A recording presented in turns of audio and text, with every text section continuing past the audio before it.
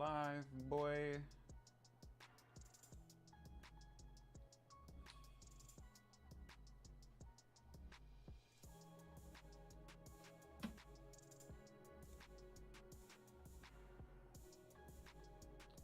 Should take just a second to start getting going.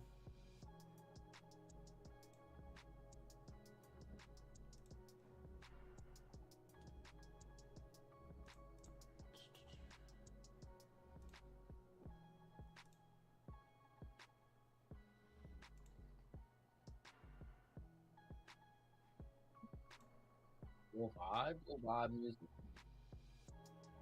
Say what? I said it's low vibe music. Right? Oh yeah, yeah, yeah. Oh, I mean that's like the theme song that that homie made for me a long time ago. I've used it forever. Oh, you don't have us muted on this? My bad. Oh shoot, I guess not. My bad.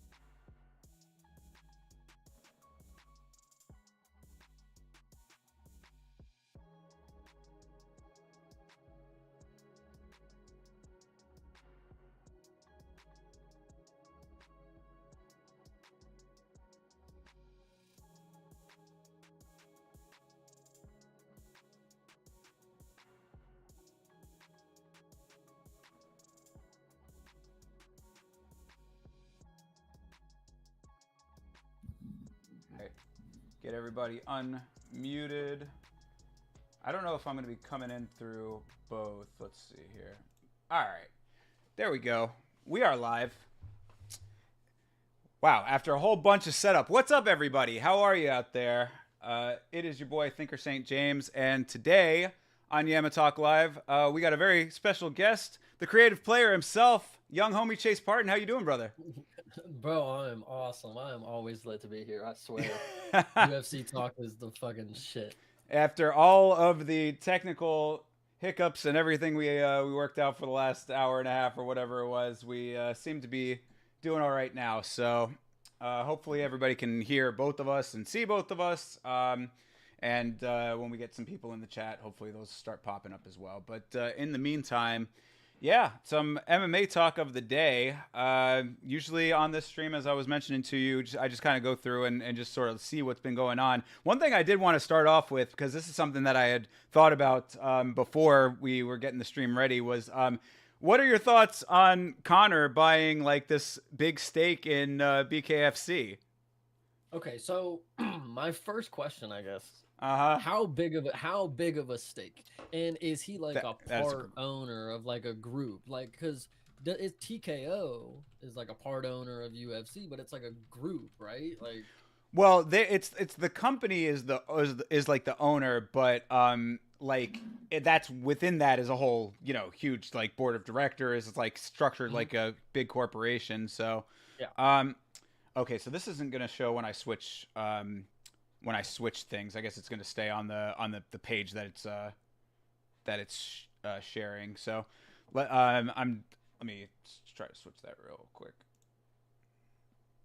Cause yeah, like I like to like switch around, you know, the tabs a whole bunch, and it's probably going to be a little bit of a back and forth to try to get everything 100% shared properly. But we will, you know, again, this is all growing pains. This is just a test stream of all this stuff. We literally figured out how to get everything going just a little while earlier. Only the beginning, my guys. Exactly. This is only the beginning. But let's see. So, okay, so he becomes part. Oh, that's the thing. Everybody was saying, oh, he bought the organization. He bought the organization. Like, yeah, there's no fucking way he just went out and slapped a fucking stack down and was like, I'm taking the whole thing.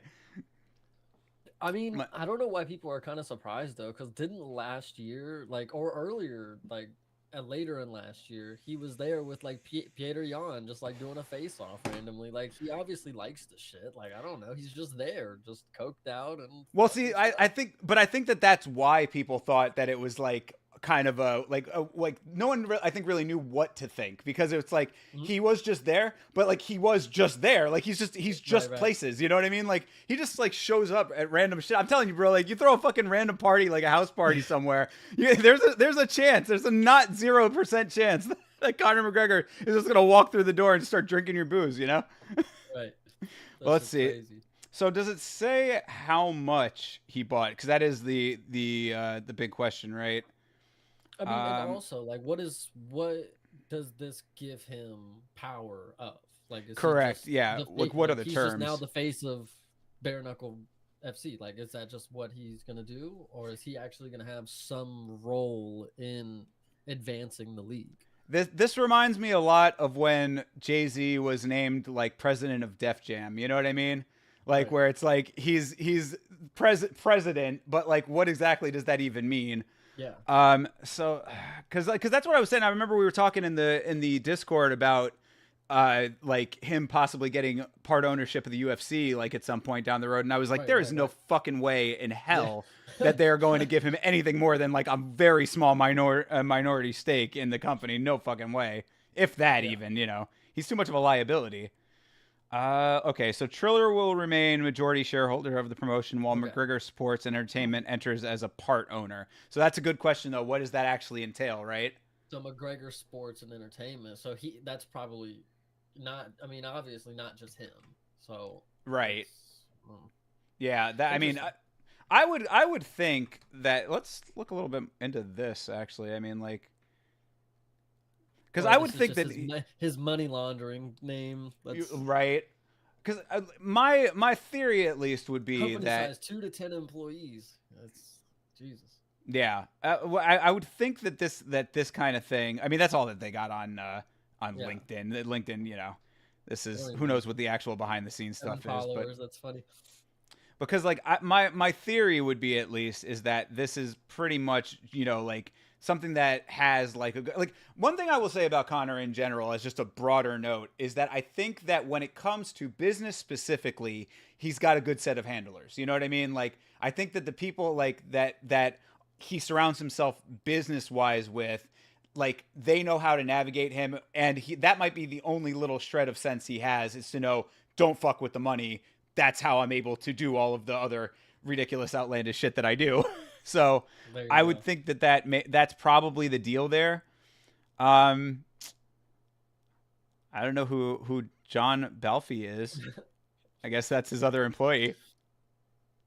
Telling you, man, this is money laundering. But my question is, do do you think so? Connor was able to expand the UFC and mixed martial arts, I guess, Mhm. in a very global way. Right. Do you think he's going to be able to do that for BKFC, not being an athlete for that sport? That was actually the real reason I actually wanted to talk about this subject, period, was that I think that people are overblowing the amount of, like, leverage he's going to Influence. be able. Yeah, the influence, exactly. I don't think that, like, because, okay, my thing always is, when it comes to any type of large scale sporting event, whether it's mixed martial arts or anything adjacent to it, combat sports or otherwise, is access. Access is Mhm. always the hugest thing. I believe that that is why the UFC is essentially where it's at, aside from the level of talent. It, like, really, I think priority number one is being able to actually view it, and view it in a way that is easy, accessible, and not causing headaches and hassles for people when they're, when they're going to sign up for it, or access Right. it however they do. So when it comes to BKFC, they do have their Triller. Triller is the owner of the organization. Do you have a Triller? Do you have Triller on your phone? I don't actually, You know what but I mean? I'm Neither do actually I. So it's curious. like, Is isn't that the people who do the TikTok fights or like the celebrity boxing? yeah, they're definitely, I think, the platform that airs it at the very least. Yeah, that doesn't sound very good. Not gonna. I mean, well, and I don't know. Now that McGregor's on there, but like I'm pretty sure Triller has like not paid celebrity boxing matches out or whatever the hell happened there. I am Right. that is Well, crazy. The so I fact mean, that they're like the conglomerate here. yeah, and so, so with all of that said, like, I mean, as far as, like, just having Connor be able to tweet some, hey, watch this event, and a bunch of people go watch it, I guess there's possibly some potential for that, but the access has to be easy. Like, it has to be like, click this link, click this button, watch this event. Well, You know what I mean? that's actually hilarious. What was it? It was Karate Combat. I know that's not BK, Yeah. but the exact point that you're making, I went on YouTube and I'm like, okay, Karate Combat, it's streamed, and then like the first 30 minutes were streamed on YouTube, and then you had to go to Rumble or something, and it was like, No. yeah, it That's how was that was? crazy. Yeah, it was crazy. Like you got to watch like YouTube had it for like the first 30 minutes, and then you had to go somewhere else. It was like a free It was preview. wild. It was crazy. Yeah, that's wild, Um, dude. No, well, I don't but like it any of was that. weird because Rumble was free too. So it's like, why didn't you just keep it on YouTube? Like it was the bro. So anyway, I get what you mean. They need to fucking keep. They need to have um people be able to fucking find it and access it. Right. And so, but and the way that that all ties in is that I don't necessarily think that Connor, being the dude that's just shouting it out, is going to. I mean, like, maybe there's some stuff with this McGregor Sports Group, that Sports and Entertainment, that can, like, maybe negotiate them some better deals, as far as, like, getting it to outlets that make more sense for people. But That's what I was gonna say. Like it needs to get on ESPN or something. Like it's got to be somewhere. Fucking Fox MC, but then we Sports. I say don't all of know. that. Like What we say that, though, and then we have the same issue with PFL, because PFL's on ESPN. I mean, like it's such a it's a hard middle yeah, ground well, to never try to. mind. I didn't know all that. Huh. Yeah, I thought yeah. PFL won Bellator. I figured you just had to go find those, man. PFL is on ESPN. Bellator was on Paramount Network, I think, but they just signed a deal with Max, so Hmm. maybe that's, something that could change that around a little bit. Like, Who's going to HBO Max to watch mixed martial arts? That is the well, weirdest thing. that's you're right. But see, now that's the big push that I think is going on now, because the Mike Tyson versus Jake Paul fight is going to be on Netflix. So I think that all these big ones are trying to do that. They're trying to get into it. And actually, now that I I ridicule the idea in my head, it's like I have Peacock, and one of the main reasons I keep it is like, oh, well, I got all the WWE stuff. Like, right. I guess so. I guess that could be a good thing if PKFC does something like that. But well, I because don't know. I think that what really would help all of these organizations that are not the UFC is to get to models. So I don't know what the actual pay structure and how it would all work is, but you have to get away from the pay-per-view model, at least for some events, at least for some decent enough events to get eyeballs on the product. Because when it comes to like the UFC, we have fight nights almost every week, that is not a pay-per-view. And that's enough to, we've got the Contender Series. We have a whole lot of content that keeps people coming back at high levels. These types of events, like this last event for BKFC that we watched a little bit of last weekend on the stream, it was their Knuckle Mania event, which is like billed as their biggest, that's like their largest event for the year. And like, would have never even known. Correct. So, I mean, it's like, I think that they really got to get these organizations out in a way that is easily accessible to people. And then on top of it, of course, entice them in with talent that makes sense, because Mike Perry's not going to be able to, prop your organization up forever, It's actually crazy that he just backpacks the entire company right now. Legit. I've seen some. There's actually some other good people that I've seen names of from the UFC, like Ben Rothwell. Ben Rothwell, yeah.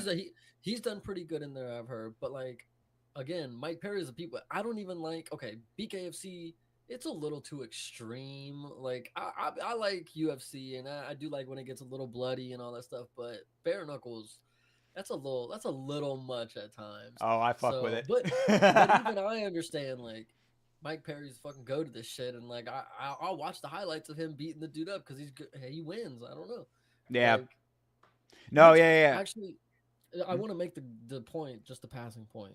The fact that Michael Venom Page was in there with him is kind of nuts. Like, that is crazy. Yeah. Well, that whole thing was a little strange to me in general, just because MVP is so dependent on his movement and like the ranginess of his style, like that. I don't know why he thought that was a great like fit for him, but maybe the bag was just that good, Yeah, I mean, to be honest, it was. I mean, did you see the pay? No, it wasn't. What was he? What did he end up getting? Oh, I don't know about him, but like Perry got damn near more than everybody on whatever fucker. You got to look it up. Go look that shit up right now. Yeah, it's sure. all fucking public. That was you're talking about the BKFC, the last one. Yeah, because there's a dude that got paid $500. First off, $500. Like, when you look at the list, he's all the way at the bottom, and like I've been making jokes about it, man. Like, that dude really he might be the BMF for real. Like, he just legit for real. Oh yeah. Look right there, Crystal Pittman. Crystal Pittman.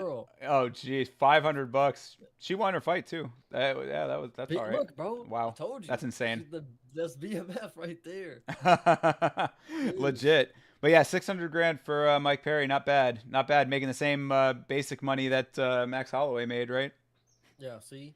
And Max had to go out there and fucking put on the Hall of Fame performance. So. Yo, for real, man. Yeah, legit. I mean, that was only in bonuses for Max, so I mean, I'm sure that his, exactly. Plus his base was better than that. But yeah, the fact that there's even that is a thing, a $500 payout for bare knuckle boxing, that's I don't know. So, well, I mean, yeah, I mean, I don't know how this all shakes out.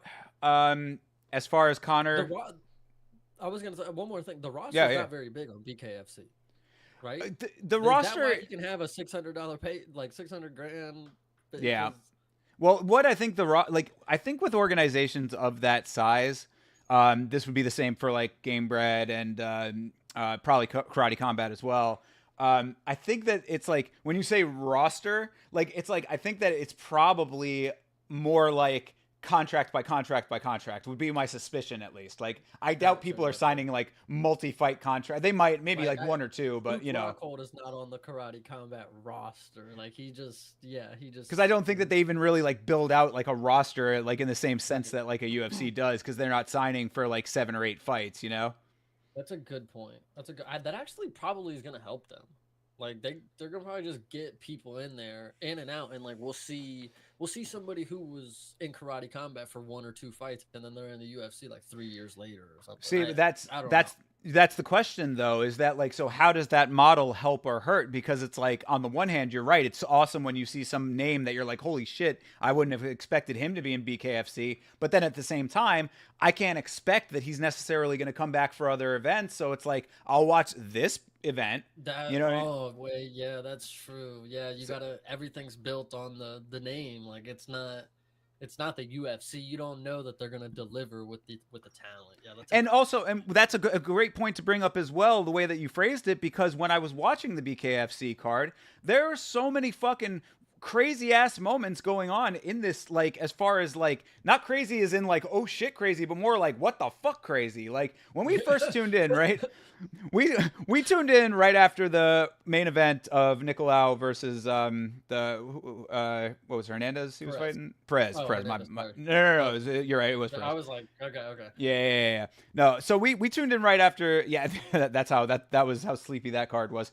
But we tuned in right after that. Right, we start the pay-per-view stream, the completely legal pay-per-view stream. We started it up, and when we came in, they were doing interview footage. And what happened was, like, there were, so we come into the broadcast, and it's a dude at like the cage side, ringside in their case, like doing like with the mic, and like there were two guys who just like seemed like they came out of the crowd. I Dude, swear it was like, it was so, you know, he was in the middle. He's got one guy over here, just yelling shit at him, and he was like trying to do the thing that like presenters do, where they're like trying to stay serious when they got crazy yeah. shit going on. So that was like, we were already off the bat, like just coming into it, like, what is going on? Then it cut to like a wider shot, and I think that there was a fight in the crowd. I think that there had been a fight going down in the crowd. So I mean, like, already weird shit going on there, right? This is just setting the scene. Going forward, the next 3 fights had strange as fuck finishes. So you had like one fight where I think whoever it was just basically like verbally tapped. It was like, I'm just done. Yeah. Second one was the Pittman fight. That one, she was kicking ass. That was cool. Hmm. There were one or two where it was like really decent action like in there, because I think we were pretty much on the main card. So like it that like the when things were going well, it was like, it was action packed. But then you had that Todd Duffy fight where homeboy just fucking went back on his arm, and his shit was just fucking like dangling after that. It was like his elbow was like out to here, bro. Yeah, See. he went down crazy on it. Actually, Mm. that's I think from that. Oh no, that's the Ben Rothwell fight. That one was. Oh, okay, okay. Oh no, that was that. Yeah, because it was Todd Duffy. It was Todd Duffy who went down like that. Mm-mm. Um, yeah, I dude. mean, it's actually not the same thing. But I'll tell you, with Karate Combat, just like the way the event was presented on TV was so bad of an experience. I don't know if you watched, bro.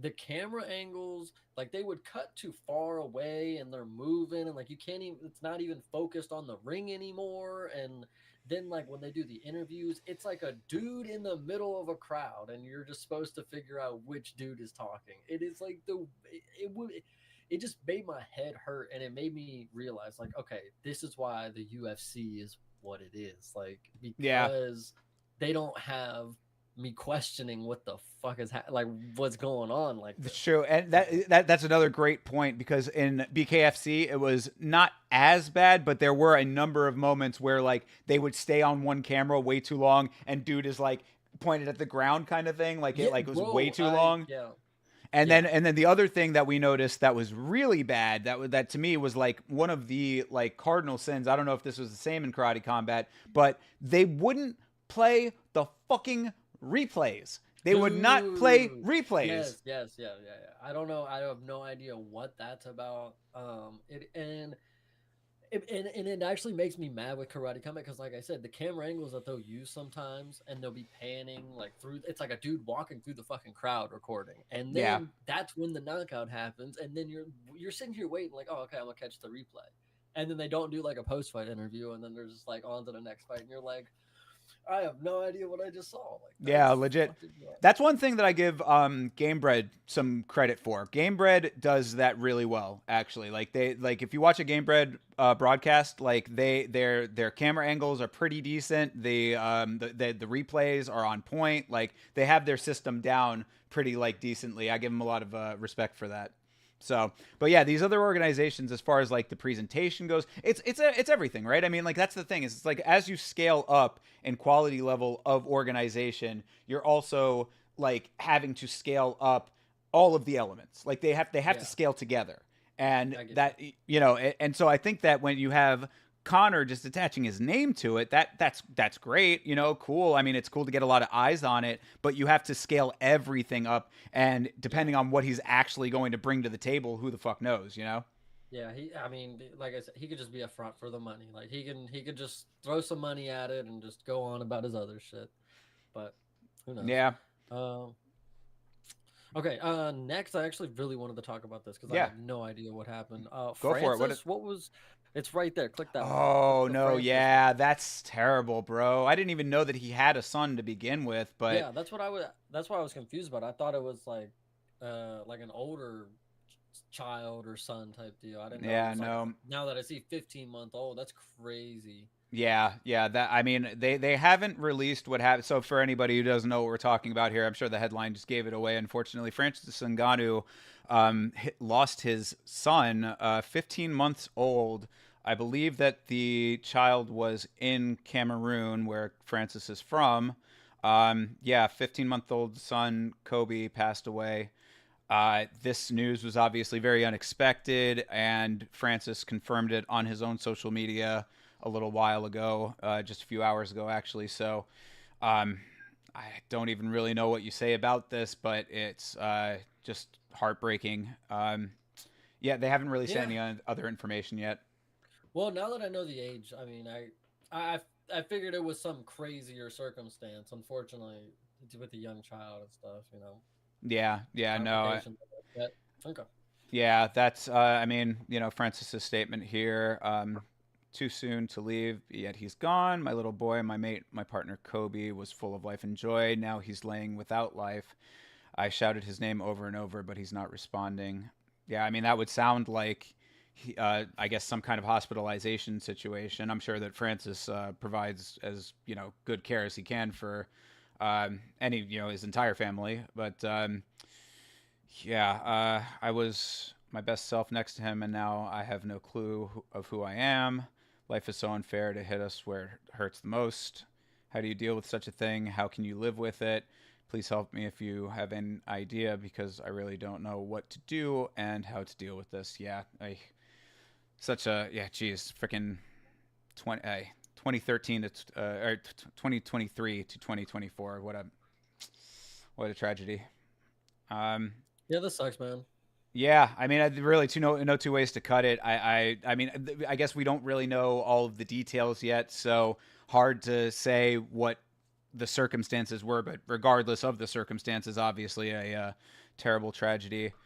This is Eric Nixick's statement. Eric Nixick, one of the best coaches in the game, if not the best, in my opinion. What camp? Eric Nixick out of Elite XC out in Vegas. That's What state? Vegas. Oh, yeah, out in Vegas. It's Francis, Sean Strickland, a couple other Yeah, I big gotta get guys. better with the. Oh, Sean Strickland, the same team. Yeah, What? yeah, Never would yeah. have. They, Never would have done. Okay, so I know that team. I didn't know. I wouldn't have ever guessed it had any relation to Sean Strickland, like with Francis. But yeah. I okay. mean, I don't know if they're like training together on a regular basis or Right. anything, but Yeah, they're but both out of Elite XC. hmm. Yeah, I'm Um, getting. I gotta get better at the teams. What's the one in Australia? City. City Kickboxing. Yeah. Yeah. Okay, so I'm good with that one. The one that's coming up, I've been talking about it in the chat. Um, the fighting nerds. Yes, yeah, Kyle Bahayo and all those Yeah, guys. Yeah, I'm they've excited been for doing some that pretty one. big things. Hopefully they get like some decent traction because that's like a team that's like on the come up. Like I don't, I haven't seen like a new team emerge and like become like a powerhouse or whatever. They've already been here. Like I said, City Kickboxing, like Dan Hooker, Izzy and Volk, like they've already been here doing their thing. Other Sure. teams, the Vegas one you just said, Team Elite X, whatever the fuck it is. Elite XC, yeah. Yeah, most definitely. I mean, like, and it goes through phases, like, because I mean, Trevor Whitman's camp out in Colorado was like the biggest for like that 1 year, that year that Rose won the title, and the year that Kamaru was just continuing his meteoric fucking That's defenses that Justin's he. coach too, right? That's Justin Kosu, yeah, yeah. Okay.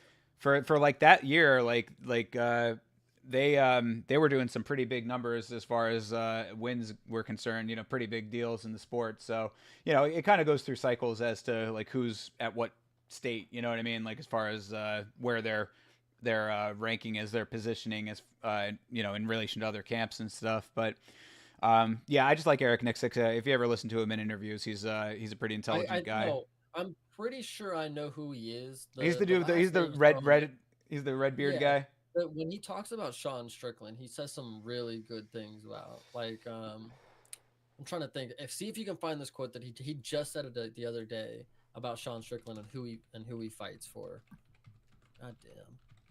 It was a really good uh it's very recent, I want to say. 6 day no. Hmm. Maybe not then. Maybe it was just an older clip of him. It could have been. I But mean, the thing with like the way, like that's actually one of the main reasons that I like started to really follow Nixick, and I mean like pay closer attention to how he was handling his fighters is because of Sean Strickland. I think he mm, does a very good job of navigating a very complicated person. You know what I mean? Like Sean Strickland has a lot of factors that go into it when you're dealing with a person like him, and I think Nixick handles that pretty well. That's actually something that fucking Jackson Wink could have taken a little page out of his book as far as handling John Jones is concerned, but. Then again, who knows if John Jones could ever actually be handled? yeah, no, that's dude. It's like, yeah, and specifically with Sean Strickland, like it's gotta make you think. Like if he had somewhat of a normal fucking personality to deal. Well, I mean, you got to think Curtis Blades and Chris Curtis, like same thing. Like Mm-hmm. they're kind of run of the mill, but Sean Strickland, I guess, is just that special case that he can just cook up with sometimes. Yeah, well, I mean, I think Or that's at really least just. the one time. Let me say the one time. Like, Well, let I me think not that make it it's a. seem like. Yeah, no, I know you. I know what you're saying. I mean, I think that as far as from a coaching perspective, it's really just about navigating the personality and like finding the right way to connect with them. And I think he does a great job with that.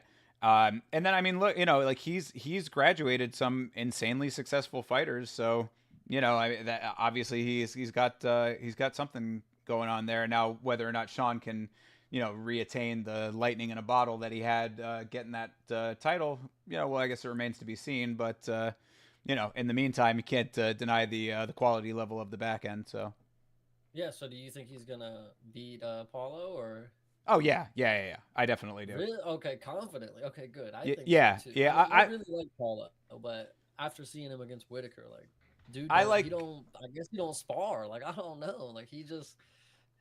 the thing with Paulo is that I like him as a person. I think he's funny enough. I think that some of his stuff is a little cringe at times, but Yeah. overall, I respect that he's like trolly and he's interactive with the fans and everything. That's all well and good.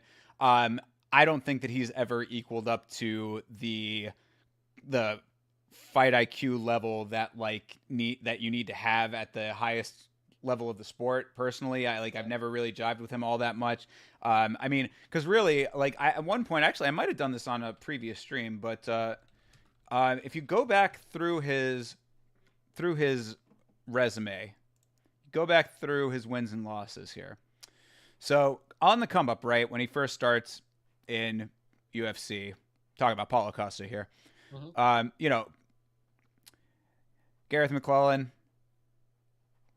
these guys, not exactly anything, super crazy off the bat, perfectly fine, right? That's a fine way to start off your, coming in at 8-0, so 10-0.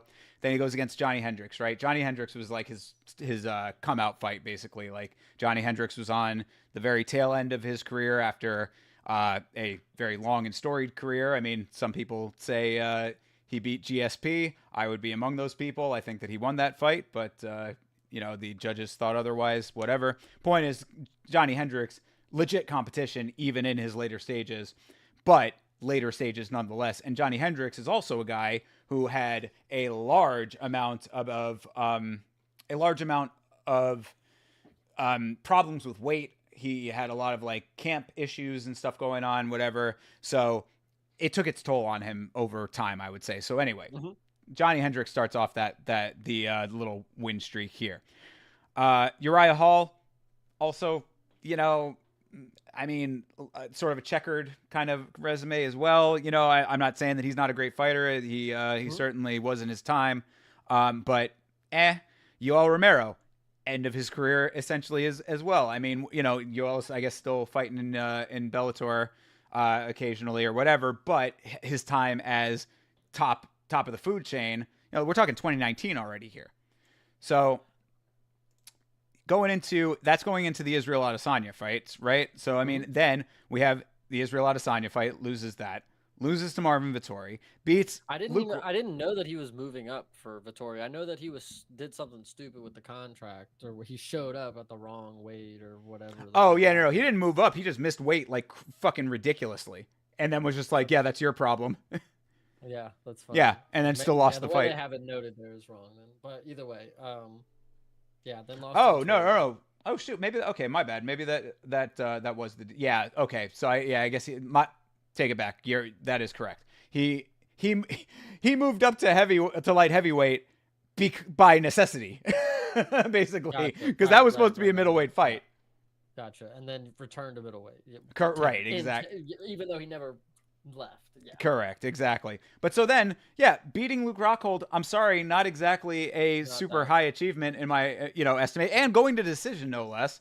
And to be honest, Rockhold had some moments against him too, just because Paulos, again, the IQ, like he's just right.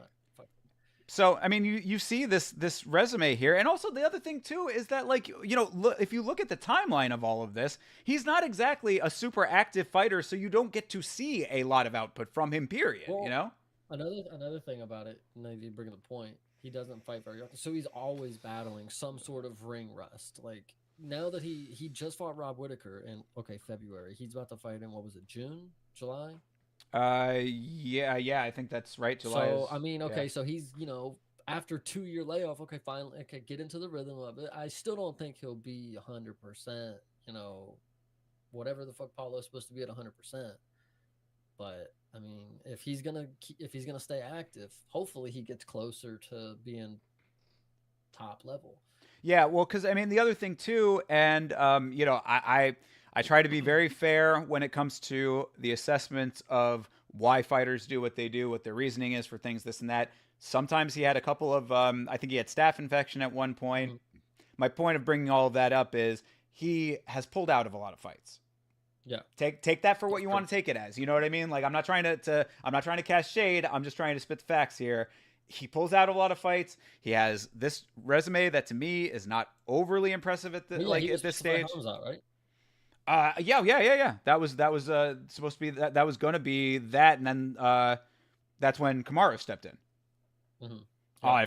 And then Kamaru. Talking about Hamzat, that's another reason why I think the Hamzat hype train is coming to an end sometime sooner than later. But Usman showed that a 5-round fight will take him out. Yeah, I mean, and if Kamaru could do what he did, neutralize him in the time that he had, coming off of like a 2-week notice kind of deal or something like that. I mean, it was like nothing. So, I think that the puzzle is going to start figuring itself out. Motherfucker, he went to decision with Gilbert Burns. You know what I mean? Yeah. So come on. And Gilbert was putting him on his butt. With a broken arm. Yeah. And broke that arm in the first round. Still able to take it to a decision. I think that hype train's going to be derailed at some point coming up. But anyway, to finish off what we were talking about with Paulo Costa, I mean, I think that I mean, I because I think that Strickland's style is going to be probably pretty okay for that. I don't think that like it's going to necessarily be like I a don't knockdown know if drag out. is Sean 5 rounds versus Paulo Ooh, that's co-main a good event five. question. Uh, is it because Hmm. it is co-main event, right? I think it is a co-main. Yeah, I mean that yeah, Sean Strickland went on about like, oh, I'm never gonna see the main Yeah, it event is again. co-main Yeah. for 302. But So yeah, have they announced if it's going to be a five rounder? it's gotta be. It's gotta be. Yeah, for co-main, I would think it is. But Um, mm, let's I don't five. know if Paulo deserves a fucking 5 round fight, but Yeah, it's. I don't know that's a good if they've question, Elite Game. said You got us yet. fucked up over here. Yeah, but yo, shout out to Elite MMA V2. Yo, what's up, man? Thanks for rocking with us. Let's see. Does it say? Does it say? Oh, it is. Yeah, it's a 5 rounder. Nice, nice. Scheduled for 5 rounds, despite not being a main or title fight. Good shit. So yeah, Strickland's probably gonna decision merchant that one. You think so? You think Yeah, that's the way? probably. Well, I Hmm. just don't. I mean, Who has he really knocked out? Like, I mean, like, well, he's not gonna knock Abus. He knocked out Abus. that Gonna is knock him true. right off. Abus Over was what the fuck? What are we that was talking? that hype train was unwarranted in my opinion. I wasn't even here for it. I'm glad. I actually joined like right when I saw him get beat up by Sean. So I joined and I thought Sean Strickland was kind of the man. I was like, oh shit, okay, he just knocked this dude out and he just beat Izzy. Like, wow. Is Sean the 5 round fights that favors Sean, but the 5 rounds for Costa? That's I don't see Costa. He's got to get close enough, and you That's saw he couldn't. He didn't get close to Rob Whitaker. He threw and a spin kick, and that was his best thing. that's what I was getting at too when I was saying that like Sean's style I think lends itself well to Paulo's game plan. Like the way like unless Paulo's going to be trying to do some some wrestle fucking, which I don't know if he maybe he wants to adjust and try that out. Who knows? But I don't think that it is going to be the case. I think he's going to be headhunting like he always does, and it's I think that Philly Shell is going to win out on that one. Okay, so DDP is actually a really good last fight to base this one off of. DDP wasn't able to knock him out, like, and he wasn't able to do like. Okay, Sean was bleeding, but it was from a headbutt or something. Mm-hmm. I don't see Paulo doing that to Sean because he's got to make it real dirty, and Paulo hasn't made it dirty since Yoel. Like I don't know, like It's true. I mean, and if you go back, I mean, like what? Okay, so he knocked out Brandon Allen. That's pretty decent, I would say, but still earlier in both of mm, their tenures. But then I mean, yep. so it's like decision, decision, decision. Little fucking patchiness over here, loses here. Split Yep. decision with against Jack Hermanson. Jack Hermanson, one of those dudes that's I essentially mean, like He beat Imavov. That's kind of. yeah, with a decision. I mean, you're. I mean, but I'm the saying. I mean, guy. I'm strictly just talking about knockout power. It's like it's elite Yeah, was yeah, saying. yeah. Can't he ain't knocking out. He ain't knocking out Mm. Costa. No, but I don't see Costa. Like, um, I just don't see him. What was he gonna do? Like back him up against? Okay, so we saw with Ilya and we just saw with Nicolau and Perez. Like, what's he gonna do? Back him up against the cage, hit him with a long. Paulo doesn't throw long combinations no more. Like, he Yeah. throws a 1-2 and maybe a 3, but like it's that dude. That No, I last mean, fight really. I was a big fan of Costa before that last fight. I'm actually kind of concerned. Like, what the fuck he's gonna come out here and try to do? yeah. I mean, really, I think that it's all about the strategy on that. This is something that I say a lot when it comes to. I'm talking about heavyweight specifically, but the analogy still stands.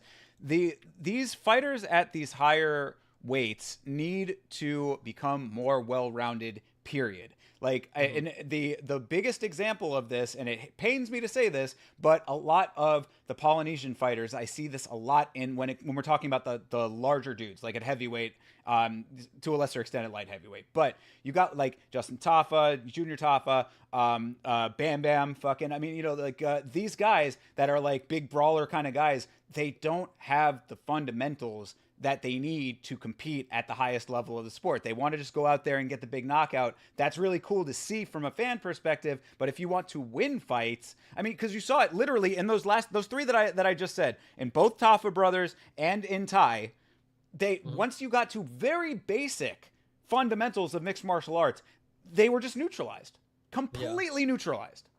No, I get it. So Costa, I think, falls into that same camp. To an extent, you know? I mean, and Costa's not exactly a spring chicken, bro. I mean, I'm watching clips of him back on The Ultimate Fighter Brazil 3. You know, that's going back fucking years now. It's like you have to have the full range of attacks here, and like the way that you go in, it ain't it right now for him. The way that he's doing it. You know what sucks though is because what you're talking about is correct, and then we have people like Jailton Almeida who could utilize the whole skill set. Like they got the whole game, and then they fuck around and like be stupid. Like yeah, I mean Jalton is very upsetting to me. That's one that I was really high on for that exact reason. Because anytime that you can wrestle at heavyweight, you have an immediate leg up. But you know, I think that there's still potential for him to learn from that. Hopefully, he starts figuring out how to strike. Period. Yeah, no, you're exactly right. Like these dudes that like have, even if you have one thing that you do really well, you can't just have that. And I think that that's a problem that some of these guys fall into. Well, and I think they watch the greats and they're like, okay, Kamaru Usman, he wrestles, he's really great. He does all he does is wrestle or whatever. But they don't understand that like he does that until you figure out how to negate that. And then he fucks you up with something else that you have to negate. Like you can't just have the one thing and then it gets negated and then. Yeah, no, Kamaru's a great example of that because for as amazing as he was wrestling all the goddamn time, still knocked out Jorge Masvidal. So exactly. Obviously it's available to him if he wants to use it. He gets to decide what he wants to use at that point, right. Yeah. So yeah, I mean, I think that that's a big problem that I see in Paulo is that I just don't see. When I look at Paulo Costa, I see a powerful guy. At least his physique would express that.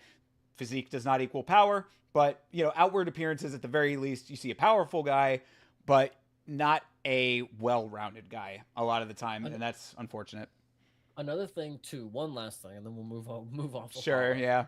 He plays the part that he wants to be the guy, and like he wants to be the guy.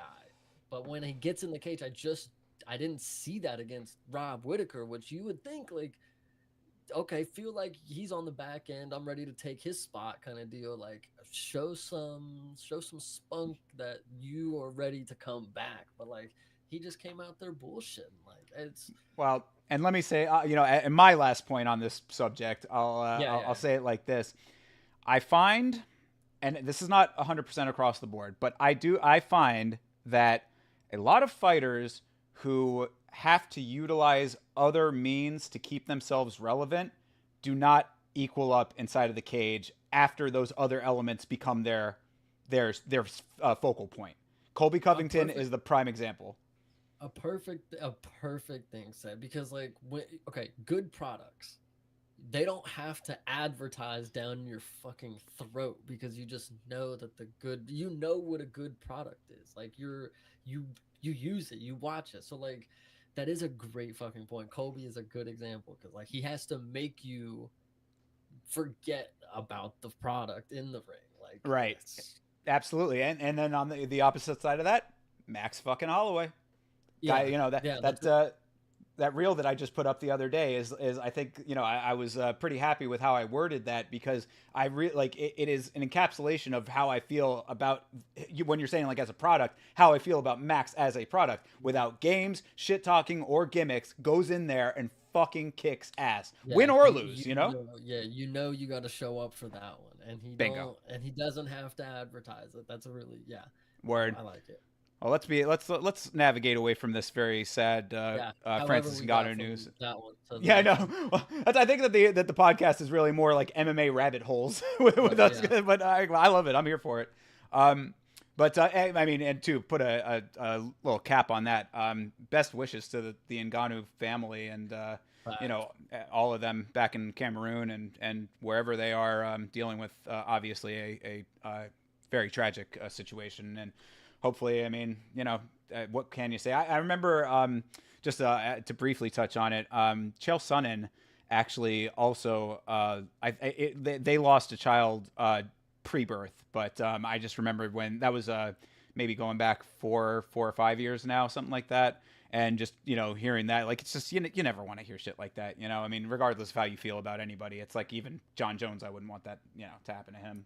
So to bridge from that to something Yeah, else, it is good to see like in the UFC community that people do like actually give a fuck sometimes. Like, sometimes. uh, yeah, like well, this is probably a good moment. I mean, I know Francis ain't in the UFC sphere much anymore, but to branch off, I saw this thread on Twitter, and it was like the UFC favorite moments in the ring or whatever, and I saw Gusterson like proposing to his wife. That was pretty fucking cool. Like I was like, what the heck? Like I didn't know they did. I didn't know they did cool shit like that. Like that's Yeah. Oh yeah. Yeah. Absolutely. UFC give a fuck sometimes. Sometimes, yeah. I mean, it really depends on where you fall in these conversations. You know what I mean? Like again, it's merit based inherently just by like what level you're at. You know what I mean? Because it's like I don't know if you could get away with that shit on the prelims, but if you're up there, perhaps it's you've cultivated enough of a liking with the fans or the organization or both that you can kind of do. Sometimes they'll allow some cool stuff like that. But that being said, in some of the circles that I run in, where I'm getting a lot of my information from, and just keeping an eye on, because it's the conversation is always at least interesting. You will often see some pretty despicable like comments and commentary from a lot of different sources.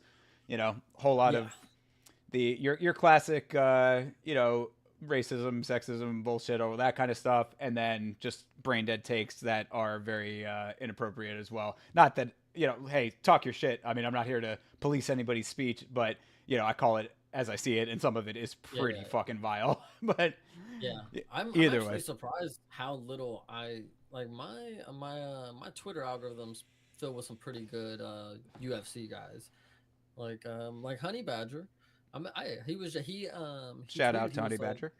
bro, that's what I'm saying. He tweeted he was like, I need like good UFC people to talk to. All my friends like are below casual level or whatever. So I was just like, yo, we got a Discord. We're kind of lit, and we're even more lit now. I didn't. Hey, listen, Yeah. to find out Juicy Honey Badger is the fucking king of UFC. Like I would have never even thought, man. We low key got a good one on that. Oh, what's his deal? I only know him from the Discord.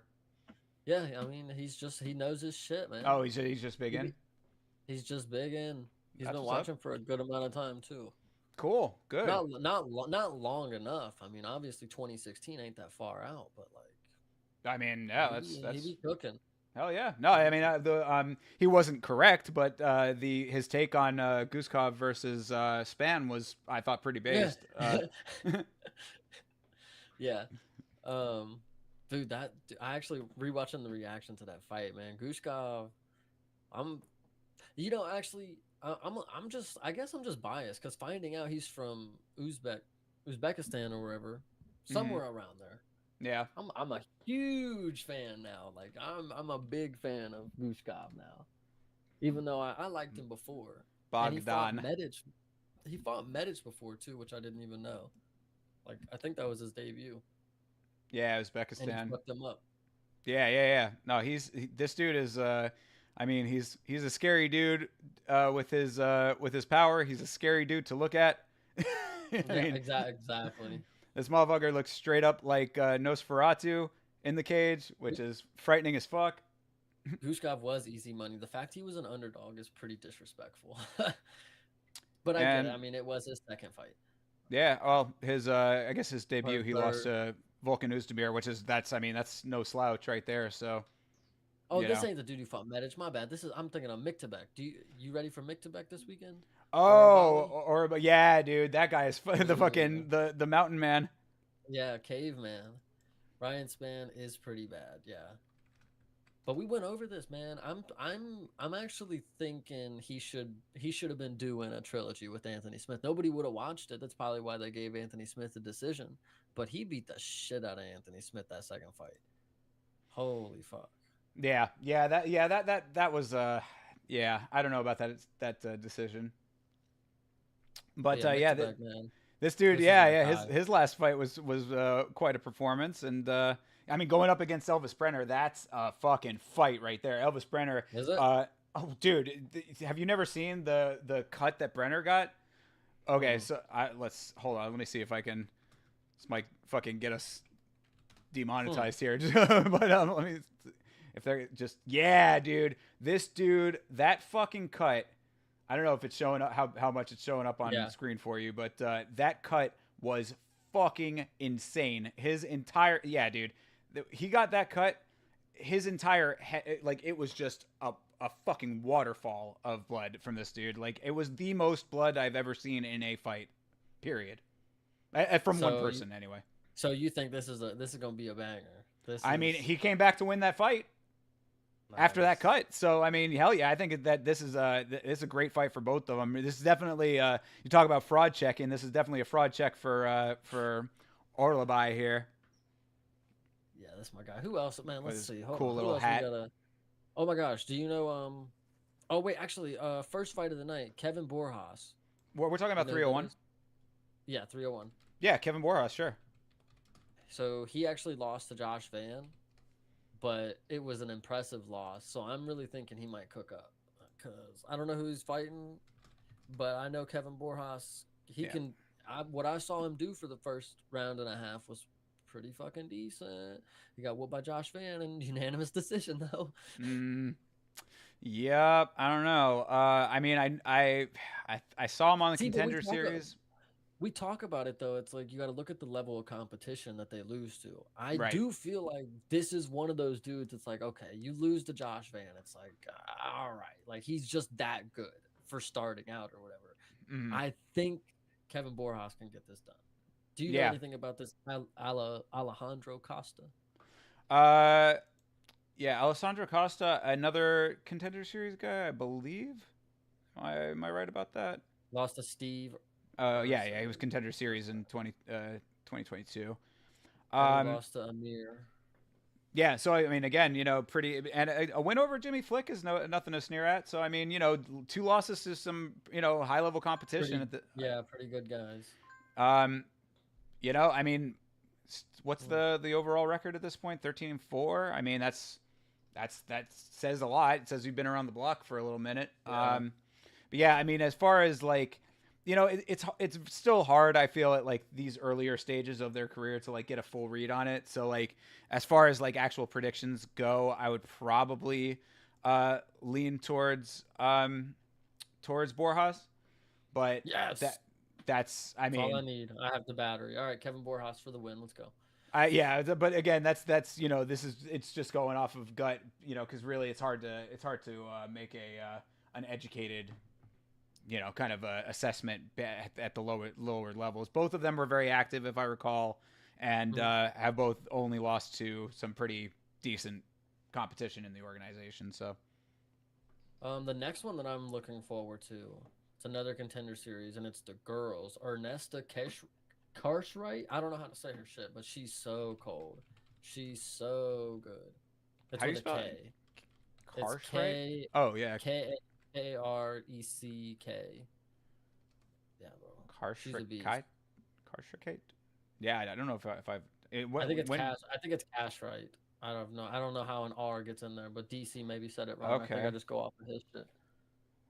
When did I see her? Oh, she's what, like Lithuanian? Yeah. Okay. Nice. Let's see. Contender Series last year. I don't know if I saw her fight then. Did you were watching Contender Series? That's where you saw her?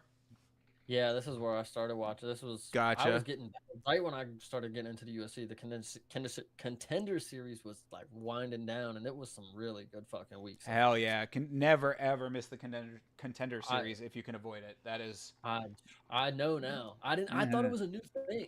I was like, wow, like holy shit, this thing is cooking. And then Oh yeah. like I'm seeing, I'm thinking back like, wait, wasn't Sean O'Malley on the Contender Series? Like, who the fuck was watching it back then? Like, oh,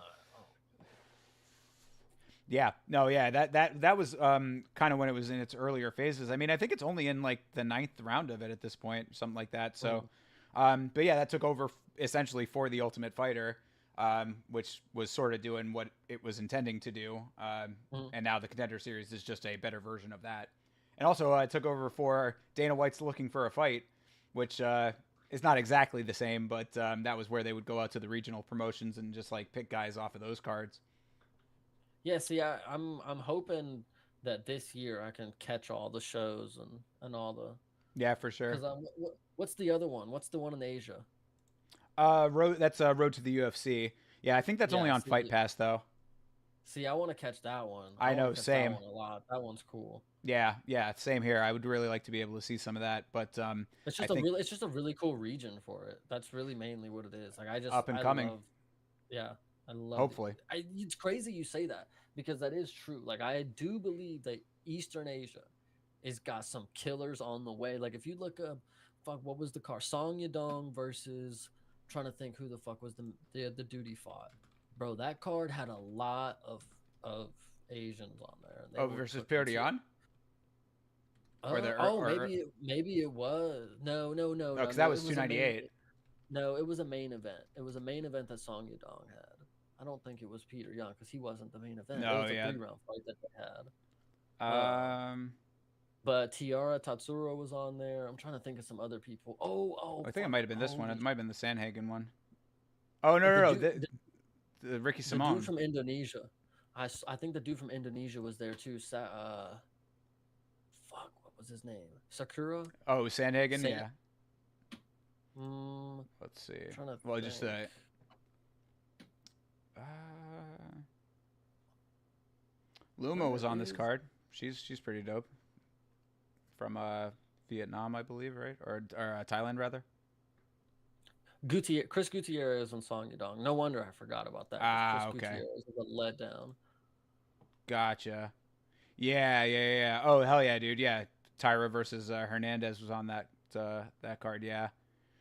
Who So else? who Who else? else? I'm trying to think. Oh, yeah, Park Young Anthony Song. Smith and fucking Nasrat Hakparas. Holy shit! Yeah, That dude is Nazareth is a my fucking guy. beast. Yeah, he's a beast for real. Um, Suma Dajri. That's a dude Oh that was yeah, about to fight Sumidarji. Josh Van. Yeah. Yeah, He yeah, lost yeah. to Tim Elliott. Or yeah, yeah. Okay, Mhm. okay. Sorry, reading this right. Yeah, he's kind of Sakura. starting to become a little bit of a shaky one. I mean, he's not bad at all, but yeah, I mean, there are holes in the game. There's one more dude that I'm thinking of. He's from Indonesia, man, and he is a real killer. His name starts with an S. I have a short on him. Trying to think of his name. Sumadar, that's what we were just talking about. No, Sumadarji, not Sumar Darji. from Indonesia. Jeka Sergi. I think he's from Indonesia.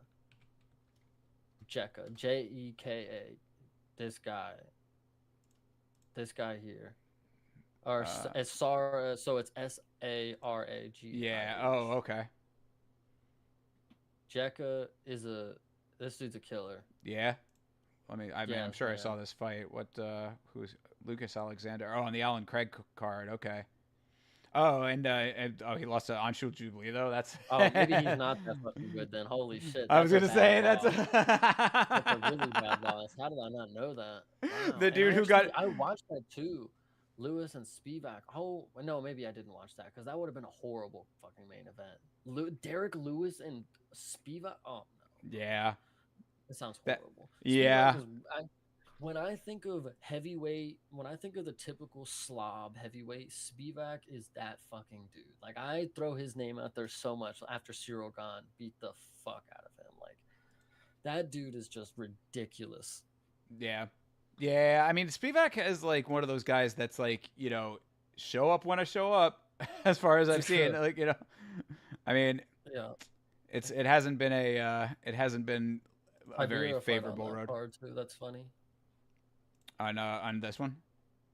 Mm-hmm. Yeah. But who was there was another. We're talking about these Asian fighters. There was one that I think it was on 298. I think it was one of the early fights on 298, if I'm not mistaken. Let me I'm see here. probably aware of them. Yeah, it was. Which one was it? No, maybe it was a little later than that. Where? Yes, Min Yang. This guy, Zhang Min Yang. This dude was cooking like crazy in his Let fight. me see a picture of. I'm pretty sure the Mountain Tiger. That's a cool fucking name. We probably put money on this dude in the fucking moment. Oh wait, no. Actually, I don't think it was it because it went to decision. Fuck, this is gonna kill me right now. It was the one after it. It was the one after it. Go back to the prelims. There's another one. Reina Nakamura.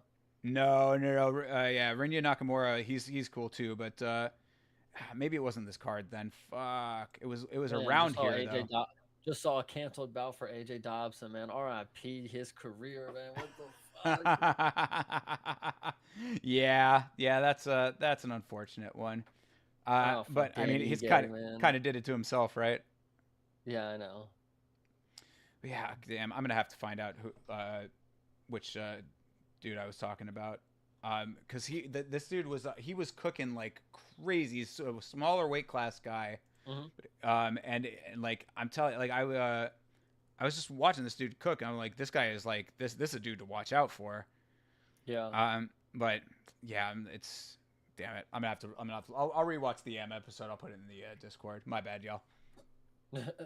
No, but yeah, dude, that area, yeah, I want to be able to watch all the shows this year, and I want to be able to keep up with all cause like eventually I want to be able to just know every fucking fighter, like the first fight of every fucking fight night. I want to know who they are, each person. I want to know who's winning that shit.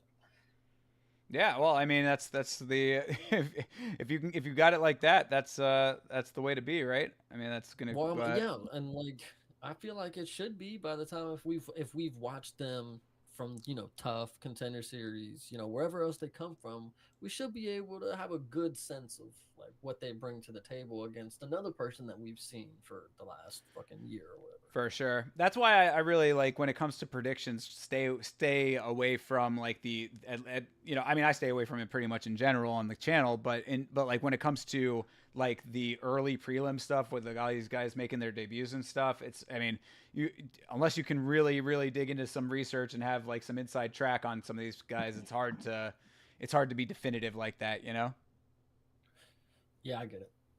But so this is who that other person you were talking about. Yeah, this so Ernesta. Heavy-handed. Oh yeah, look, she's about to cook her. You don't get a nickname like that by being a slouch. And yeah, the witch. Okay, maybe she's gonna cook. Hold on. He's going off of nicknames now. Alert. Cool nickname alerts. Yeah, I do kind of dig Brazilian, it. Yeah, that can that I mean when it so my criteria going into fights where I don't know the fighters very well is generally country that they train out of, record, and then essentially like the tail of the tape. I mean, Well, dude, that's another good point. We make a lot of good picks like right on the moment when we see like they're like, oh, they're 6-7 in their last, 7 or whatever, something like, anything that they say. But with the women, I think if you have a woman who's on the come up, right, and she's like this early in her career and she's already at the UFC, she's gotta be fucking cold. And the person that she's fighting on a low level of UFC, the only thing she's got going against her would be cardio, probably. But I'm pretty sure she went to decision in the contender series perfectly fine, and she was out there swinging them things into the bell. So I'm 5-0. Yeah, she's already here for a reason. Like she's got to be a good man. I mean, I don't see why not. I'd have to go back and rewatch that fight just to see how she looked. It's not immediately coming back to memory, but and she's tall. Hold on, 5'9". What's the other girl? The other girl is 5'6". Okay. Yeah, she's got a couple inches on her. Yeah. Yeah, that too. Yeah, that's another thing. You always got to be like, I don't know. Yeah. But I mean, if that's the case, I mean, could play some part in there. I mean, really, it's like if she's you know going to be out there wrestling, then that neutralizes a lot of that. But You made a who good knows? point though. Country of where they fucking come out Well, of. I It's mean, like because who came out of wherever where's Ernesto from? Latveria? Lithuania. Lithuania. It's like who who's known has come out of there and it's like dominated in some sort of area of the game. Like Brazilians, we know that they can dominate like in areas of the game, like just casually. Yeah, I'm trying. I know that there's a couple of Lithuanian fighters, but like ones that are sort of still, Mm-hmm. on the come up, if that. But yeah, I don't know if anybody's going to be immediately jumping out to me So just that's off of this. another good. That's another like, because like I bring this up with like Connor and like the Ireland guys. It's like Connor was the first one of Ireland to kind of like make it to like the next fucking level or whatever. It's like none of the Ireland guys fight like Connor. It's like why didn't they try to like adopt the style that got greatness? Like Hey, well, I what don't are you mean saying? What are you saying about Ian Gary, bro? no, Ian Gary's great. No, Ian Gary's great, but it just makes me want like when I see Reese McKee go out there and he's fighting his own game and he's getting his Yo, ass whooped. I'm like, why didn't you reach out to the father of your country that like made his name in the like I don't know. So like with Brazilians, it's like okay, they know BJJ, like Brazilian Jiu Jitsu. They go down there and I heard this point too. Is like they just be down there playing soccer all the time. That's why they kick so hard. And it's like I guess I get it now. Like that's sure. I mean that and the fact that they drill that shit so. I mean, like it's so ingrained in the culture, you know.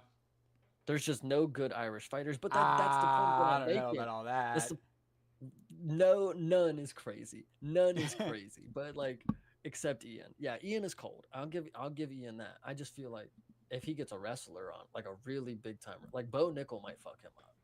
Like Yeah, oh I yeah, don't yeah, know. I think so. I mean, bro, it's like what I said in the 300 video. I mean, I'm all in on Bo. I really don't see what like people are seeing in Bo that is making them not like him. I mean, I can understand the Dana White privilege element of it, perhaps, Mhm. but if you're getting the wins and you're doing it as effectively as it, bro, when you talk about chain wrestling, he is one of the nicest chain wrestlers I have ever seen.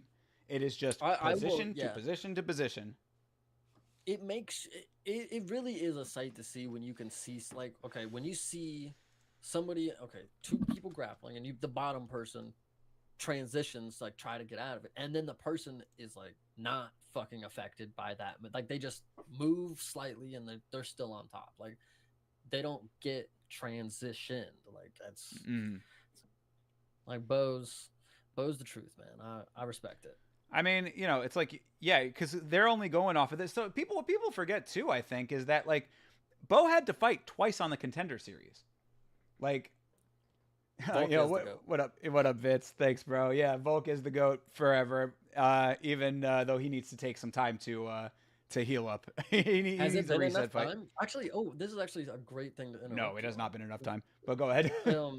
Justin Gaethje, when he was talking about, oh, like I need to take some time away, like 180 days is what he said before he gets back to like full contact training. Is that like standard for concussions? Like you should take like half a year, like I mean, it's really at the discretion of the fighter and their coaches, but yeah, I would say that that's probably a safe bet for sure. I mean, when you get knocked out like that, get knocked out cold, yeah. I yeah, mean, brain, all that CTE shit is real, man. I mean, we see it in other sports and MMA. I'm amazed that it hasn't become more prevalent yet. But mhm, going down the road, I mean, as the sport gets older and we all collectively get older, you're probably going to yeah. be seeing a good amount of things in that Well, regard. Chuck Liddell is pretty bad. Like if I you've mean, said that dude, I don't like watching videos of that guy because he kind of makes me fucking. I don't know. yeah, yeah, it's not pleasant for sure. I mean, yeah, there was him. There was that one guy. Geez, his name is. There's no way I'm gonna remember his name off the top of my head, but he what the dude who like he's like a well known case of it. Um, where is he? It was a dude. I think he used the dude that used to train with TJ Dillashaw. I think I'll have to look up the name, but um, this dude. Hey, Swingin', what's up? Hey, what up, Swinging Nines? How you doing, homie? Good to see you, bro. How are things out there in the countryside? But yeah, the CTE is going to get worse, unfortunately. I mean, it's just a kind of a fact of the game. And so, yeah, I mean, for fighters that actually like want to avoid that and aren't just, like, I'll fucking do it anyway. These like, dudes who are like Bobby Green should have taken more time, to be Mhm. perfectly honest. Yeah, that's true. Him and Jalen Turner fighting on the same card is pretty nuts. Well, I've had, what was the there was somebody else who just got knocked out and they were fighting before the person that knocked them out. Like I have no idea how that works. More. Um.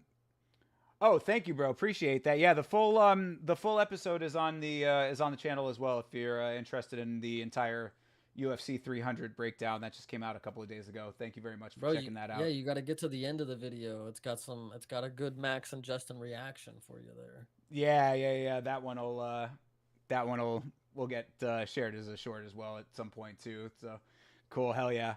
Yeah, Well, appreciate yeah, it. yeah, Jamal Hill, exactly. Elite. He's Yo, another dude. legit point. We're talking about 180 days. That dude fought. He fought 5 days before the contract was signed for his next fight.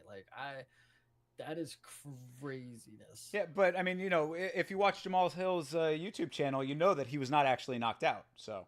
Yeah, exactly. Yeah, he's a maniac. Actually, he's the one we need to be worried about at this point. Well, dude, that's what I was saying before that fight. I was talking about how, like, I'm not trying to cast shade on him because I think he's a great fighter, but I think that Jamal has some mental, not like idiosyncrasies. Let's say he's got some. The way that his mind works is not always 100% in lockstep with what the rest of the world kind of sees, and so like he gets himself into his own head in a lot of ways. And I think that what he was talking about with the knockout situation, because people online were roasting the fuck out of him for it, saying how delusional he was, all this kind of stuff.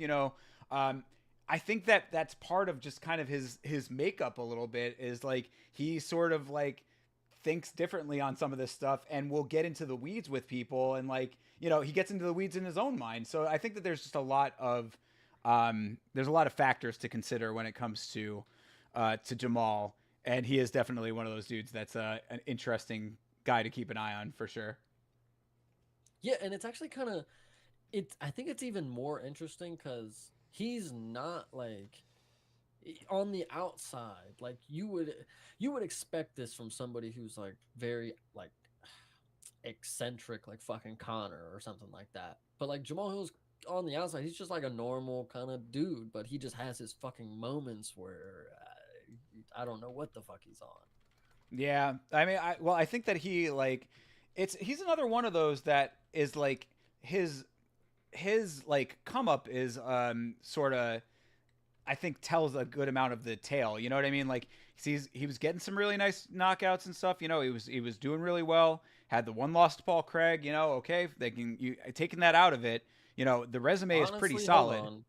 We're talking about whoa. Hold on. We might have to talk about some things here. The loss to Paul Craig might be. I'm a Paul Craig hater now after he got beat up by Brendan Allen. Jimmy Crute, I don't know who this guy is. Oh, Jimmy Crute, he's a power puncher. That's a good one. Johnny Walker. That's what I mean. I like Johnny Walker, but I'm not gonna. I'm okay. And then Thiago Santos, we know that he was not great after. Right. This is John Jones or whatever. So it's exactly what I was getting at. It's a similar type of situation to the Paulo Costa resume, where it's like, what were the actual fights? Okay, so you got beating OSP at this point, even back in 2020. Okay, fine, take it as a win. Great. Paul Craig lost there. All right, loss on it. Then you got Jimmy Crute. I think that's a good win, but Jimmy Crute also still kind of a somewhat of a middler dude. He's still trying to find his footing a little bit more to get himself out of that designation. Take that for what it is. Johnny Walker, very checkered. We know that. Thiago Santos, end of the career. Glover Teixeira, end of the career. So you got to look at the resume when for the full picture. And I think that because of that, paired with his sort of the way he approaches, his way he carries himself, um, Jamal Hill is kind of like all of those factors form what we see in front of us. Yeah. Yeah. No. Yeah, that resume's not great, but I mean, let's see. Okay. it's not terrible. It's not terrible because they're all great fighters in their time and at different times. It's Yeah. like Yeah. Yeah. Johnny That's a Walker good can point. be a great fighter when he is, but often he is not. So Yeah. Yeah. you Johnny know, Walker's actually hilarious. but Okay. yeah, Okay. him. Okay. Let's see. Okay, after the women, so we have Ernesto. Okay, Jamie Malarkey fights again. This is another one. I'm pretty sure he's fighting before Let me bring up the Hackbarash, 3-0. who just knocked him out. Who Like is he fighting? Mauricio Ruffy? I know the Not name. sure. Let's see. Bring this up real quick here. Doesn't maybe he does look familiar. I want to say he does. Oh yeah. I know him. I think he's coming off a win. Wait a minute, they're showing me a picture of somebody else, I think. This is not the same dude. No, that's Jose Melendez. Why or Melina? Medina. God, I can't fucking read. Yeah, Ruffy is. Coming off the Contender Series win. Okay. Okay, so I So think I up and do know coming who he guy. is then. And Jamie Malarkey's not very great, so Yeah. Yeah. Yeah. That I think that is I thought kind of the Australia, assessment. but no. I mean, with Malarkey, I mean, he had that injury in his last fight, right? That was that elbow injury that took him out. So I don't know how that all healed up. If I'm not mistaken, I'm pretty sure I'm thinking of the right guy there, where he went down real crazy on his arm. So I think that this is the comeback fight for that. Uh, That's a bunch yeah, of Malarkey. Exactly. every Dude, time he fights. that's exactly what he is, dude. A bunch of it. But yeah, I mean, I would say that if Ruffy is going to be looking like he was on the Contender Series, which I recall him from that, and I believe that he got the knockout there, if I'm Yeah, not mistaken. his nickname's One Shot. And we just saw Malarkey just get knocked out by a dude Yeah. who arguably, I would actually say, does Hackbarash knock people out often? Like, I mean, he has the ability to for sure. I mean, yeah, I saw the ability to on Jamie. Yeah, for sure. But Because like I don't. Yeah, see, this couple dude's a decision decisions, merchant. yeah. Yeah, that's what I'm saying. So the fact that he was able to knock out Jamie Yeah, knocked out Joaquim Silva. leads me to believe that this Mauricio is gonna knock him out too. I think that's probably a decent assessment. TKO. Yeah. Or at least TKO. And then the next one, Jakar Close. I'm pretty sure this dude's a wrestler. I am pretty sure this dude's an American wrestler. Yeah, Jakar Close is he's another one that's kind of had a little bit of a checkered resume. Hey, he knocked out Dariush. I mean, that's Dude, oh no, he got knocked out by Dariush. My bad. Oh, is that but what it was? Bobby Green. Yeah. Dude. Well, so there you go. I mean, it's like these the level of competition and how they're approaching each fight is the tale the tale that sells it, right? So it's yeah, I mean, we're talking about Jakar Close because he was out for a while too. Like he I think so, something like that. Yeah, he had been like on a layoff. Yeah, I mean, it was something weird. I actually want to say now he was about to go on a Contender Series and had to pull out, and then he had to come back the next year or something like that. No, they weren't sending him back to Contender Series, were they? Well, I don't think he got to fight on it. Something like that. Now that you bring up some sort of complication, maybe I'm thinking of somebody else. No, because he's just been around for a while. Yeah, actually, less of a checkered resume than I recalled. I thought he was. Yeah, he's only got 2 losses. Yeah, that's not bad. Losing to Benil. Yeah, I know. Yeah, getting knocked out by Benil, right? I mean, that's heavy. And then losing to David Tamor, that's also not exactly super high level competition there, but still, I mean, some good wins though. Good wins. He, getting a win over Christos, even though he just lost his last fight, but in his time, he's had some pretty decent ones. Yeah, went over Rafa Garcia. I mean, this isn't a bad resume at all. To be perfectly honest, I thought it was a little more checkered than that. Maybe he was sick in the So losses. Could be. let's see. Joaquim Silva. Do we know who this dude is? Yeah, he's the one that he just lost to. Uh, who were we just talking? We were just talking about him. Lost to Ruffy, right? I think Really? that's what we were just. I think we were just talking about that. No. Hold on. It was somebody we were just talking about.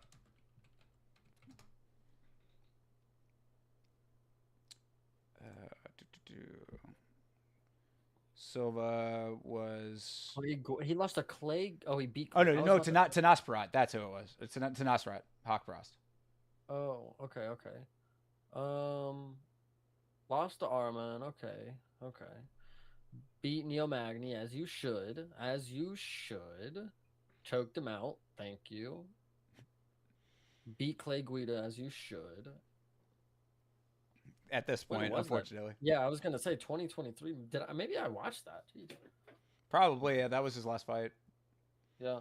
Yeah. I mean, losses to Armin and Nosferat. That's in Ricky Glenn. I don't know about all that, but Left hook to flurry of punches. I like how they're descriptive about that. yeah, Tapology is the is where it's at. But yeah, I mean, beating Jesse Ronson. I just saw Jesse Ronson fight in Gamebred. He got a win over there. Well, He's pretty on point.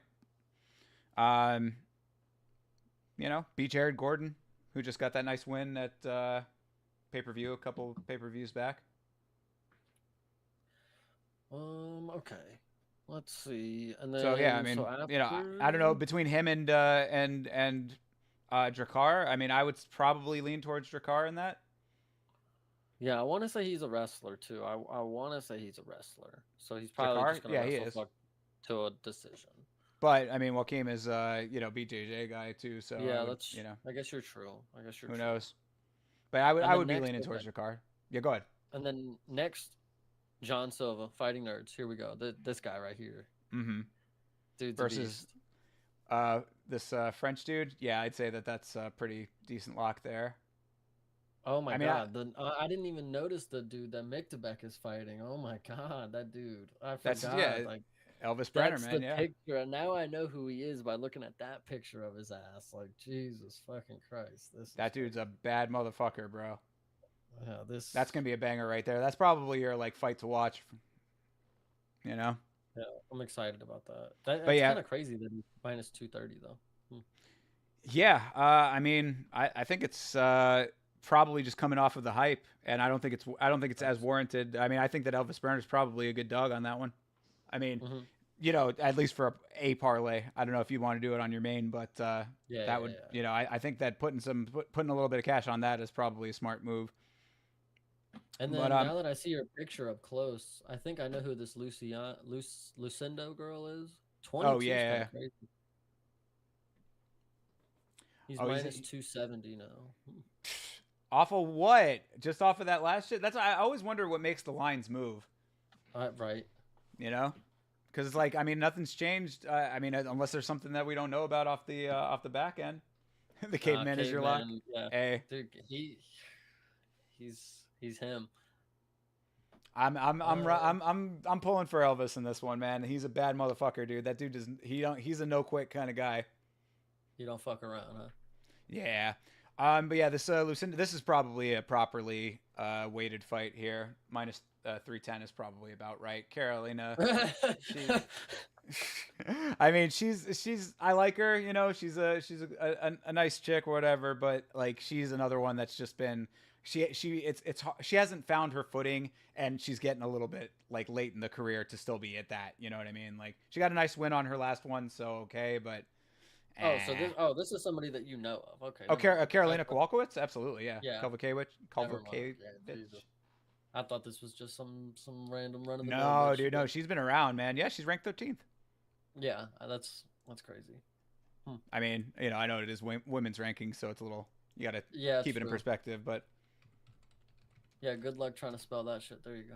Yeah, autofill for the win. But yeah, I mean, she's she was on that really heavy streak there for a little Oh, four minute. or 5 win streak. Okay, let me stop talking shit. But yeah, but I mean these I'm still cautious. I'm still cautious.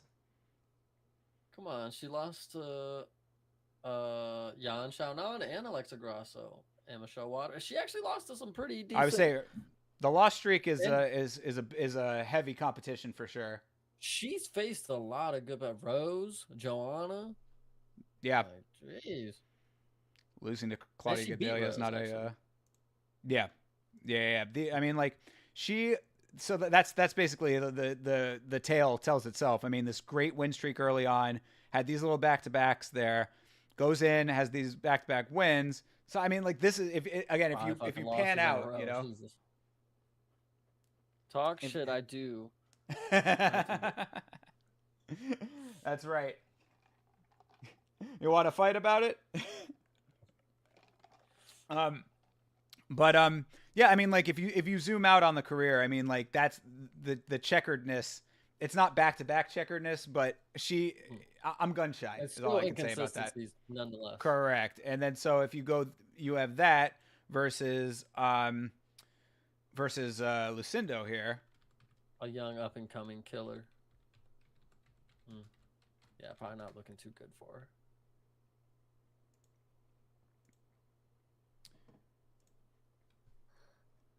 Yeah, cause she is a pretty big badass here. Just got to win over Pollyanna. That's not exactly saying, too much, but still. I don't know though. 22. This is like perfect time for her to get like fraud checked early. That you are correct about that. That this could be an experience level playing a little bit more of a factor into it.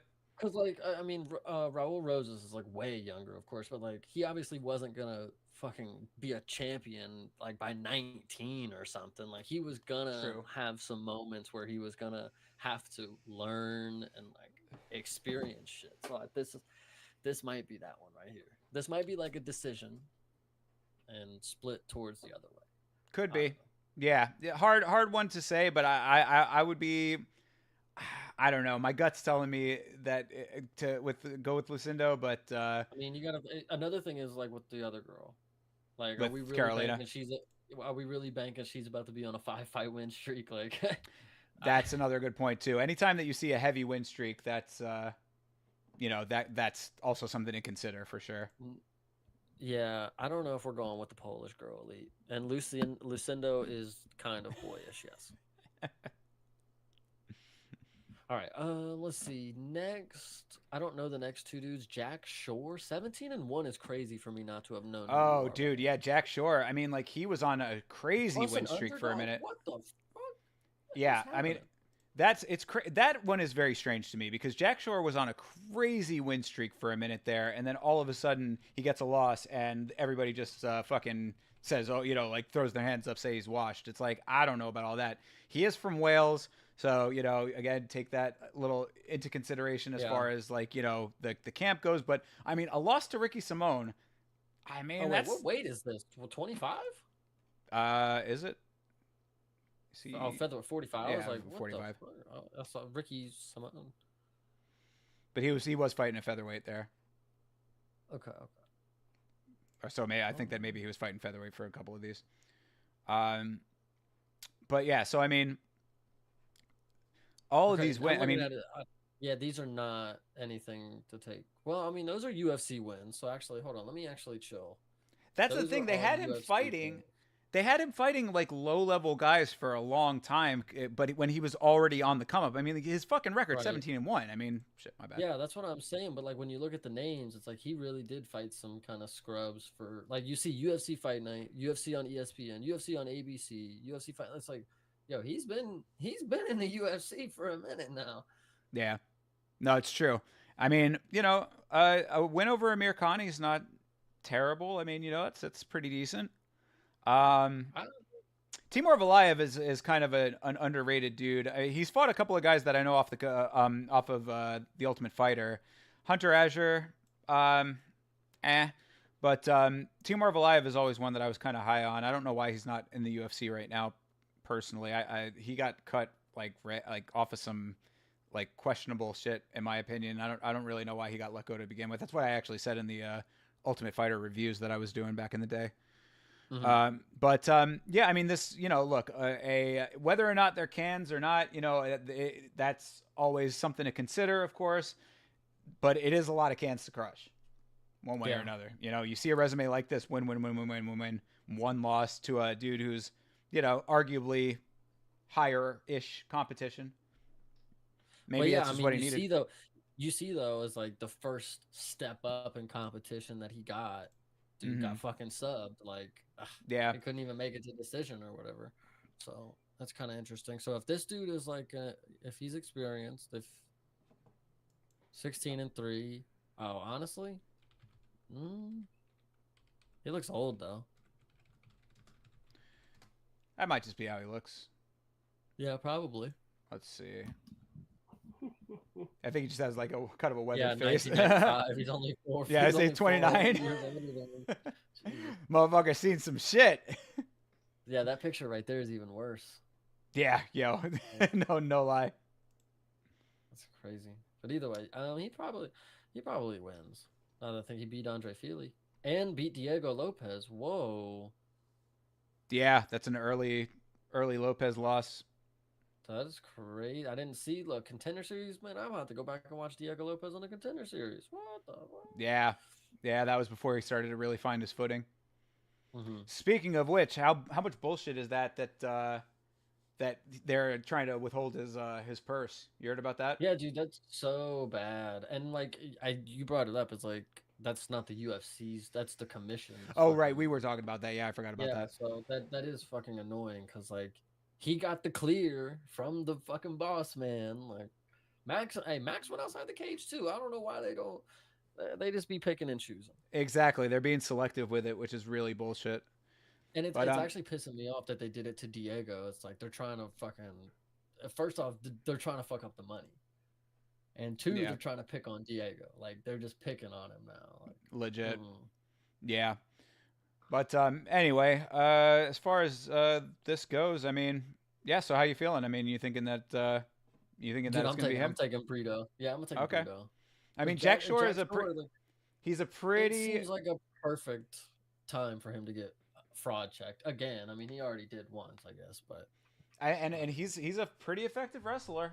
So it's like if this dude is a power puncher over here, then we'll have to see. and we brought it up. Again, he's from Wales. It's like what Eh, credibility does the background bring? Kind of deal.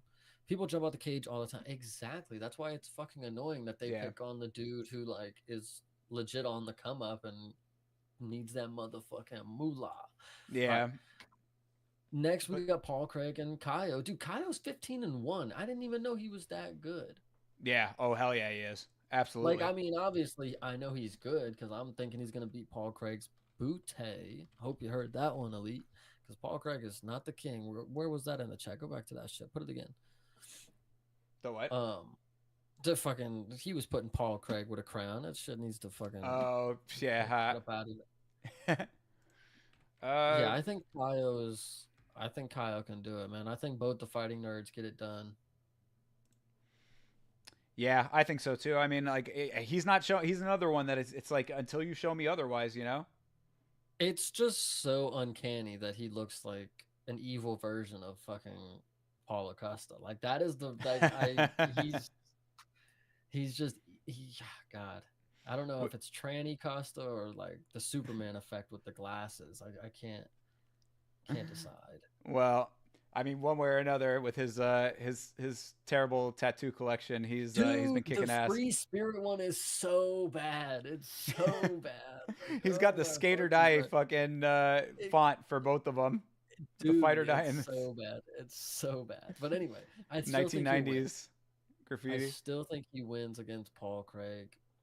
I mean, Paul Craig just shows me no fucking faith because when he fought Brendan Allen, his whole game plan was get beat the fuck up and throw a last second sub in. Like that, it worked for Anderson Silva and Chael, but like Paul Craig needs to not fucking do that because he No, sucked. yeah. I mean, but if he's gonna be trying to just pull like a whole bunch of guardy shit, I think that I mean, I think Kyle is going to be wise to it. I mean, he's nice with the wrestling. I mean, he's not terrible. He's going to be able to, I think that he's going to be able to roll with it. I Kyle lost to Jailton early in his fucking career. I just noticed that. Yeah. I mean, What is escape time? Oh, Was it because a that was it was grappling grappling match. Yeah. Okay. Yeah, I don't know what escape time even means in that. I guess maybe that they weight it like by time not in a submission attempt or something like that. That'd be interesting. Jesus fucking Christ. Yeah, I don't know how those grappling rules are, but I mean, Okay, so who are you taking in this one? Like, who yeah, I'm going with Kaio. Okay.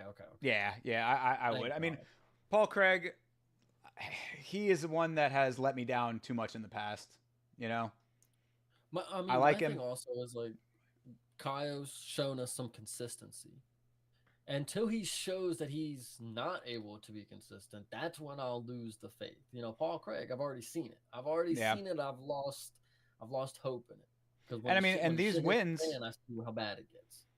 Decision or not, these are some decent wins. Beat Armin Petrosian, beat Muradov, beat Olashechek. I mean, that's not bad. I mean, that's like Mikhail Olashechek. That's a pretty decent little feather in the cap. And then Abus, who like I said, I think has always been sort of to be honest. If Abus wasn't riding high at that moment, he would have got an opponent that was probably better than Abus. But like, you can't be mad that he fought somebody up in the fucking division. Like, I don't know how that's a bad loss. Like, Kaio beat a dude above him. Like, yeah, it's funny. Yeah, I mean, look, yeah, I guess Elite, you will look like a genius if you come out on top with this one, but I don't know. And also, Vitz, the FFC tattoo, yeah, that was kind of wild. You saw that on the fight night. I forget what that dude's name was, but I guess whatever organization he was, he got FFC tattooed on his neck, and then promptly went out to lose terribly. I think that was the first fight of the card, or first fight that we were watching, so probably third fight. Yeah. Ooh, this next fight on the card. Oh, Michelle and Ihor. I like Ihor a lot, guys. Ihor Potieria. Yes, even though his name is hard as fuck to say, Potieria is so. Oh, that name is so fucking. He's on the main card. Yeah. Oh, we're on main card. Okay. Yeah. Yeah. But Michel Pereira again. Okay. All right. I mean, coming off a really nice win. I just think his pace will be too much for Ihor. Ihor is a counter striker. That's why. So like, if he's gonna be on the back foot the whole time, and Michel's fucking trying to run through him like he did for the last dude, he made that last dude look so bad. Like, just the first body kick, dude's already folding over, and then he subs him. Like, it was. The thing that stuck out to me in that fight with Michel Pereira was the amount that he was going to the body and how effective it was when he was doing it, because he was really ripping some really nice body shots, and they were very effective. And then he comboed into the shots that ended up the fight-ending sequence, and that is just some really high IQ shit right there. No, like, I was voting on Michel to win the last fight, but watching him come out there with the intent to finish the fucking fight, because I want to be back for 301. It looks like type shit, Right. I'm big on him. I'm really big on Michel. Like, oh yeah, no, I mean, if he can make weight, that's always the issue with him, is that he was just fucking up the weight left and right. But now that he's fighting at a weight class that makes sense for him, because he was trying to fight down at welterweight for a while, I believe. I think Ihor was doing something stupid too. He was fighting up a weight class, I think. Well, was he doing what Chat's talking about? I don't know about all that. Yeah, I don't know about that one. I was finish before addressing it. Yo. The only thing I know, Ihor has got the whole fucking. He's got the dumb ass Jesus tattoo on his torso. That is the fucking real life depiction of the crucifixion. Like, it is so bad. I mean, you can't go off of that though, right? Bro, it's so funny though. God, I love it. But no, he is good. He's creative with it. Like, when I watch Ihor fight, like, I've said this before, and I'll get bashed for this one. He, on the stand-up, he is very similar to Conor McGregor, like in his karate stance. He's got the ability to be on the back foot, front foot.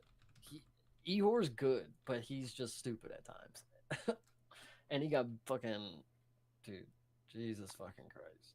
Seeing him at range, trying to see if the little bit of the stance. Yeah, you can see that. I mean, he's Bro. keeping wide, going long. Ehor is the man. The dude that he lost to in his last fight. It was okay, so if you watch it, I think it was his last fight. Maybe he got a dub after. But anyway, he like the ref was not stopping the fight and he gassed himself out trying to finish it, which arguably I think it still should have been finished. And then he gets finished in the third round off an early stoppage, like in the exact same situation that the ref didn't call it for him. Like it was a real Yeah, shady kind of. So it is a it's an interesting matchup, and I really don't know who's gonna fucking win this one. But I would like yeah. to see. I would like to believe Michelle's gonna fucking come out there with some intent. Well, what's the prop on whether or not Pajeda is going to be doing some crazy ass choreographed dance routine going to the Dude, cage this time around? Jesus, I don't think Dana will let it. He'll be standing right by the fucking door, and he'll be telling him to get his ass on out there. John Silva's gonna do something. See, I think they were on the same card last time when they did that. They both, because John Silva walked out in slow motion, and then Michelle did the dance battle type fucking thing, the Jabberwocky thing. I'm Hmm. pretty sure they were on the same card together and did that before. Oh, But could have been. I yeah, don't know. I guess we'll find out. But yeah, I'm riding with Michelle on this one. yeah, facts. Even though I think this is another really good. Okay, so Jean Silva, Paul Craig, and Kaio, and then Ihor and Michelle. These are some really good ones to watch out for. No, wait, what's For the other sure, one? It yeah. wasn't Jean Silva. There was another one we were looking at. That's gonna. Mick Tebek. Yeah, absolutely. That's my fight to watch for sure. Yeah, Like, if you're, never skip the prelims, but if you're gonna tune in for anything, make sure that you're there by that one. facts, facts. Um, All right, and fucking next, bro, Lionheart. Jesus, everyone hates him. in typical Everyone hates fashion, him. though, in typical MMA fashion, this will be the fight that he fucking wins. Like this will be the one where he convincingly wins, so he can go on his fucking talk show and be like, "I'm just on paper, I just really never saw him as that good of a fighter, and now I'm really one win away from a title shot, and I'm not scared to fight Alex. I'll fight him on 305. Like, dude, Yep, yep. You can already hear it. It's so true. exactly. That's like So, verbatim what's gonna happen if he wins that fight too. I can Like, I'm still see like game as ever, bro. this will be the one that he fucking wins convincingly too. Like, but I want to say Vitor is gonna fucking win. Like Well, the thing about Vitor though is that like his last fight was not exactly like a performance that I was okay, maybe against Pedro it was a little bit better. What was it was this one, the okay. Bukauskas fight. That fight I was just like, I mean, like no. Okay. Take it back. Take it back one step Oh, earlier. he I fucking guess fought he's been Anton. actually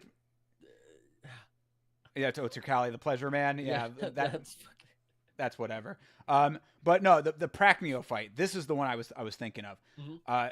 Like that, I mean, he ended up getting the submission late. He was dominating the fight, but he had to wear him down a lot. That's all I really wanted to mention there was that Mhm. like it was like he didn't go. It's not like he went out and just immediately like crushed. You know what I mean? Like it was like there was a bit of a lead up. So when it comes to a guy like Lionheart, who for better or for worse can hang, you know? I'm gonna stop you. Yeah. Because look at the last fights that Anthony Smith has been in. Okay, so the Ryan Spann one, I already talked about that. He got his face broke by Ryan Spann, and I think Ryan Spann did win that fight. Okay, Yeah, right. I would tend And to and agree. if you watch the fight, Anthony Smith is cowering in fetal position, getting beat on. Okay, so let me just make that point there. His Mm-hmm. next fight, Roundtree, right?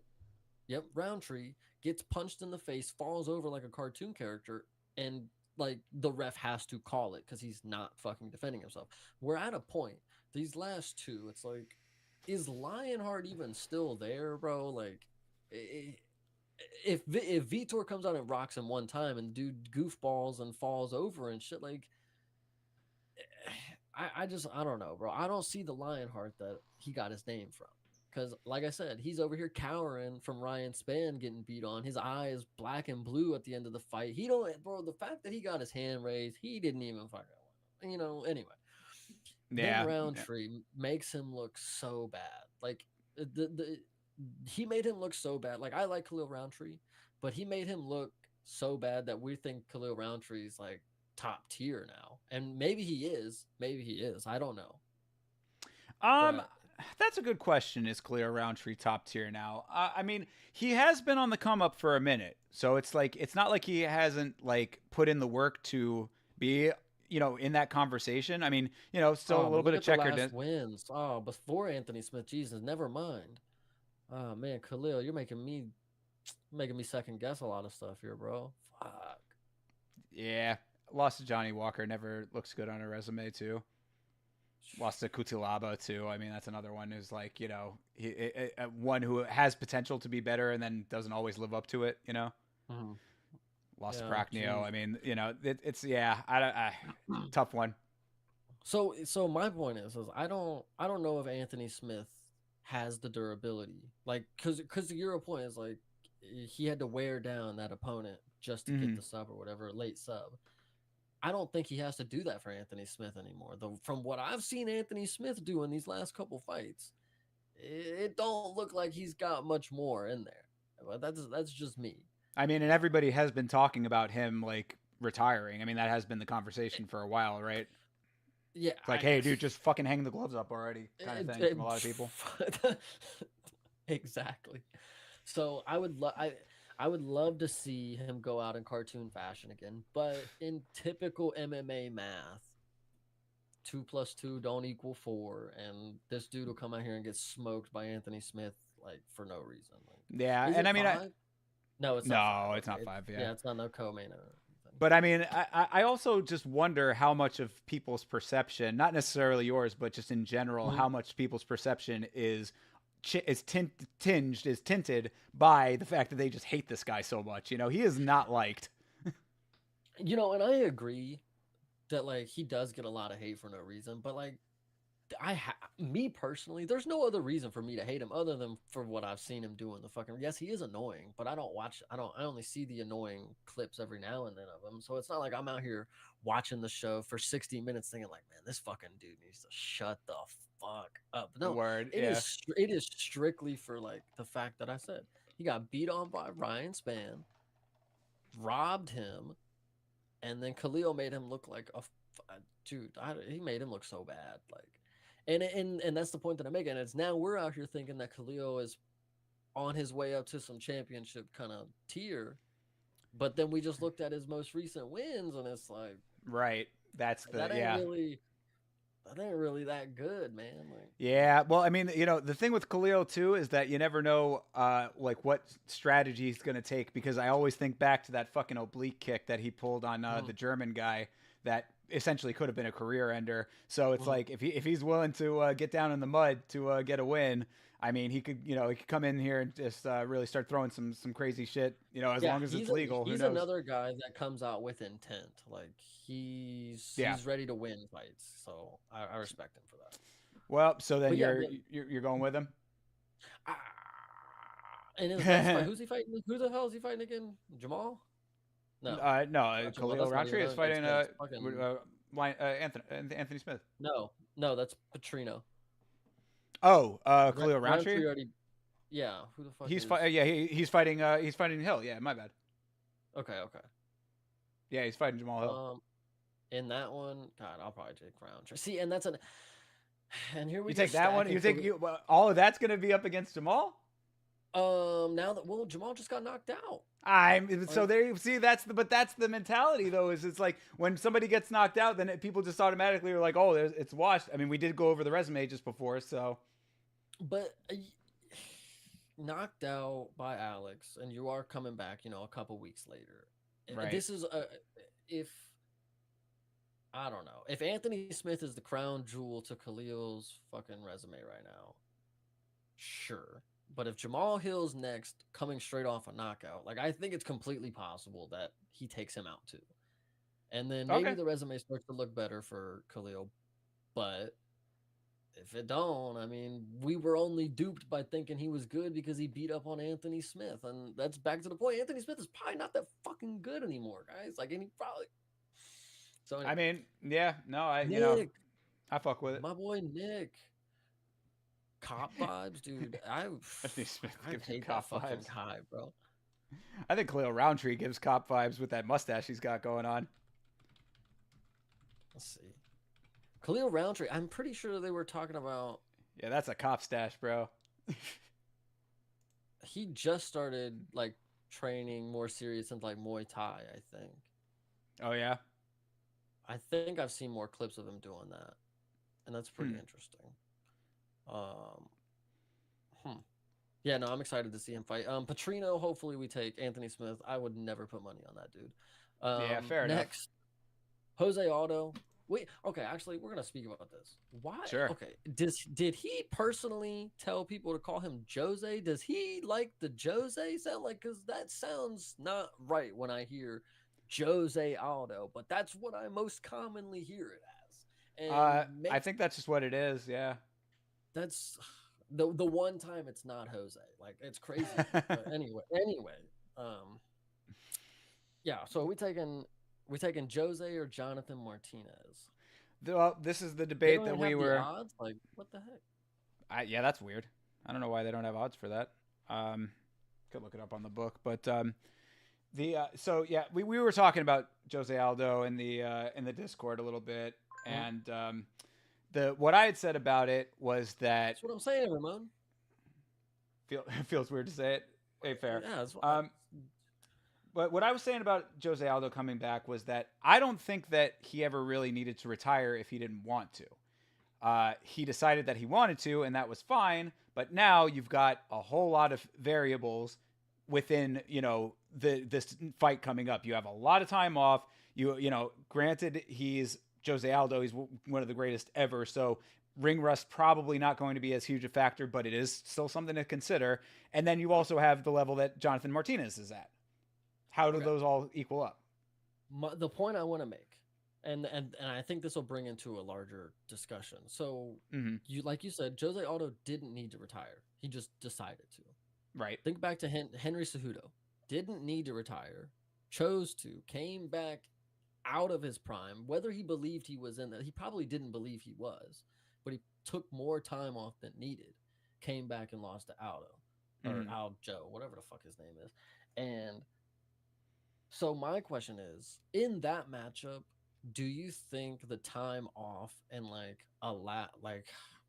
let me think of the way I want to word this. When he came back, do you think the rules and regulations had been changed more so to I'm trying to think, because like when he just didn't look like he was equipped enough to take out Aljo in like that rule setting with the grounded opponent type deal. Like it made me think, like, was he used to it being different, like where he was able to do other things, and now he was taking away a part of his game?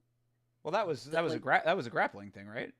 Yeah, but like when Aljo was just like praying on his knees and just like doing his little head sweep or whatever, and Henry wasn't like trying to like get around him or like punch him. Oh, we're talking about two different things. Okay, yeah. So okay, so no, you're good. I was trying to find the odds, but I'm trying to bridge a connection with Aldo, or like, are we gonna see, a scenario in the fight where it's just like a difference in the rule setting that he didn't fucking catch up with because he's been off?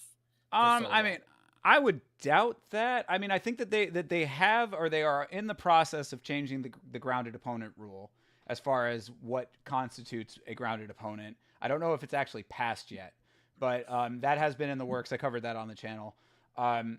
It is now going to be that only if any other part of the body besides the hands, the palms of the hands or the soles of the feet are touching, that is what constitutes a grounded opponent. So you can't have the hunched over one hand on the ground thing anymore.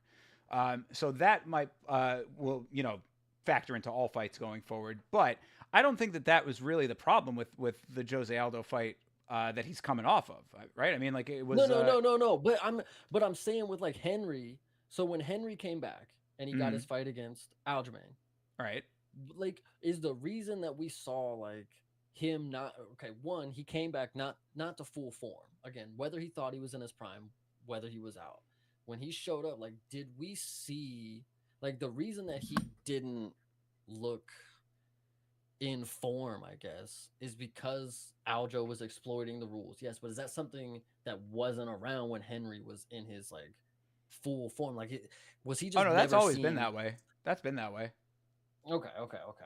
I'm just Yeah, trying. and also the thing too is that you got to like when it comes to that. I mean, like if Aljo is exploiting the rules, get him to a position where he's not exploiting the rules. That's always my thought on that kind of thing. It's like you know what the rule set is. Aljo can fucking play the game as much as he wants, but it's like if you know that he's going to do that or you see that it's happening, fucking figure out a place to get him. You know, I mean, Well, like no, and yeah, I get it, and the reason I'm asking because I feel like mm, it the only explanation that I can think of like why you would just not like it's just lack of time in the sphere and like being around, the possibility that people could bend the rules or whatever that is. And so I bring that up with Aldo is like at the time that he's had off, like what is going to be different compared to like when he was running the game, like compared to now? Are we going to see that Martinez is just going to outclass him because something subtle has changed just in? yeah, like things evolve over time and that he's Yeah, been away from it for a little minute. I mean, it hasn't been that long, right? I mean, when was his last fight was 2020 or was it earlier than that even? 4 years is kind of crazy though, Yeah, it especially for is. somebody who's old. Like Yeah, it's true. 37, 4 years off for a 37-year-old is that's now that I think about it, it's kind of crazy. Hold on, It's let's double true. check. Yeah, when was his last one? Oh 2022. no, it wasn't Okay. 2022. Okay, all right. So Okay, it's still okay, 2 years. I mean, okay. you know, not And not as against bad. Marab. Okay. I mean, Right.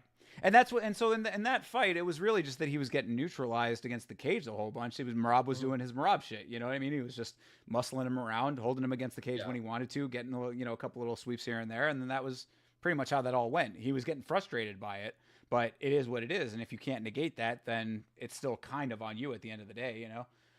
So is this Martinez guy going to stand up with Aldo the whole time?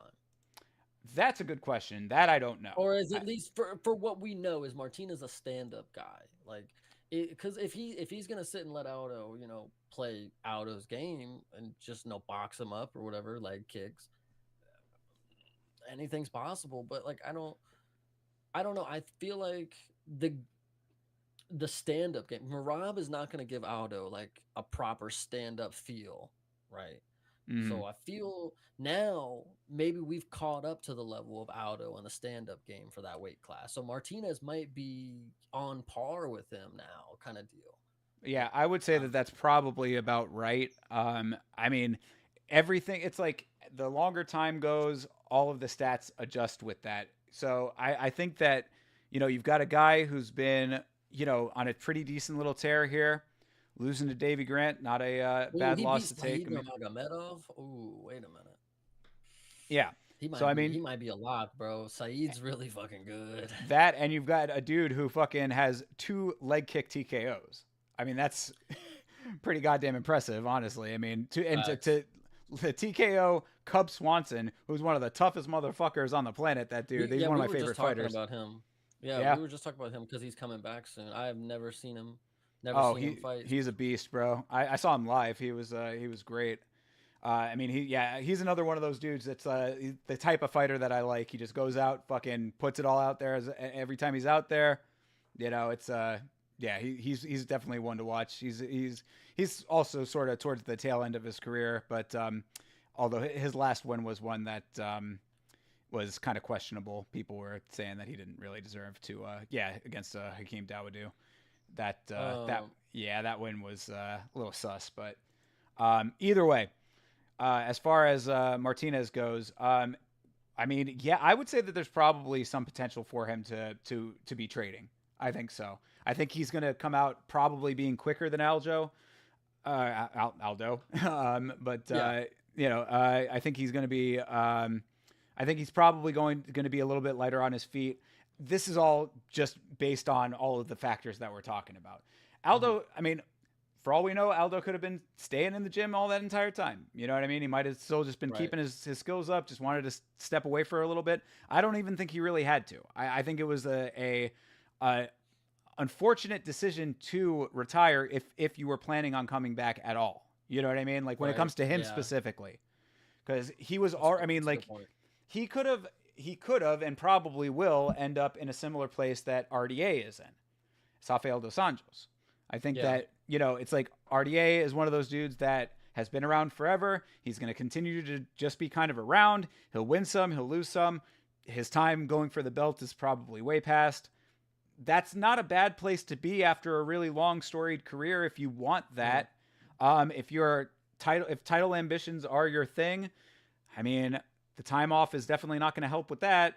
Um, it's a tough one as far as all of those variables go. But I think that every day after the age of 35, that you are not actively inside of the cage, you are you're diminishing in one way or another. Right, right. Unfortunate No, facts of life. you make a good point. I would love to bet on Jose Aldo, but I just don't see it panning So what out. are the? Yeah, they don't have the odds on there. Do we know what the odds are? Because my I Yeah, can't Lee, find it on the book for some throw reason. the odds out there for us on Jose Yeah, Aldo. let's see. Uh,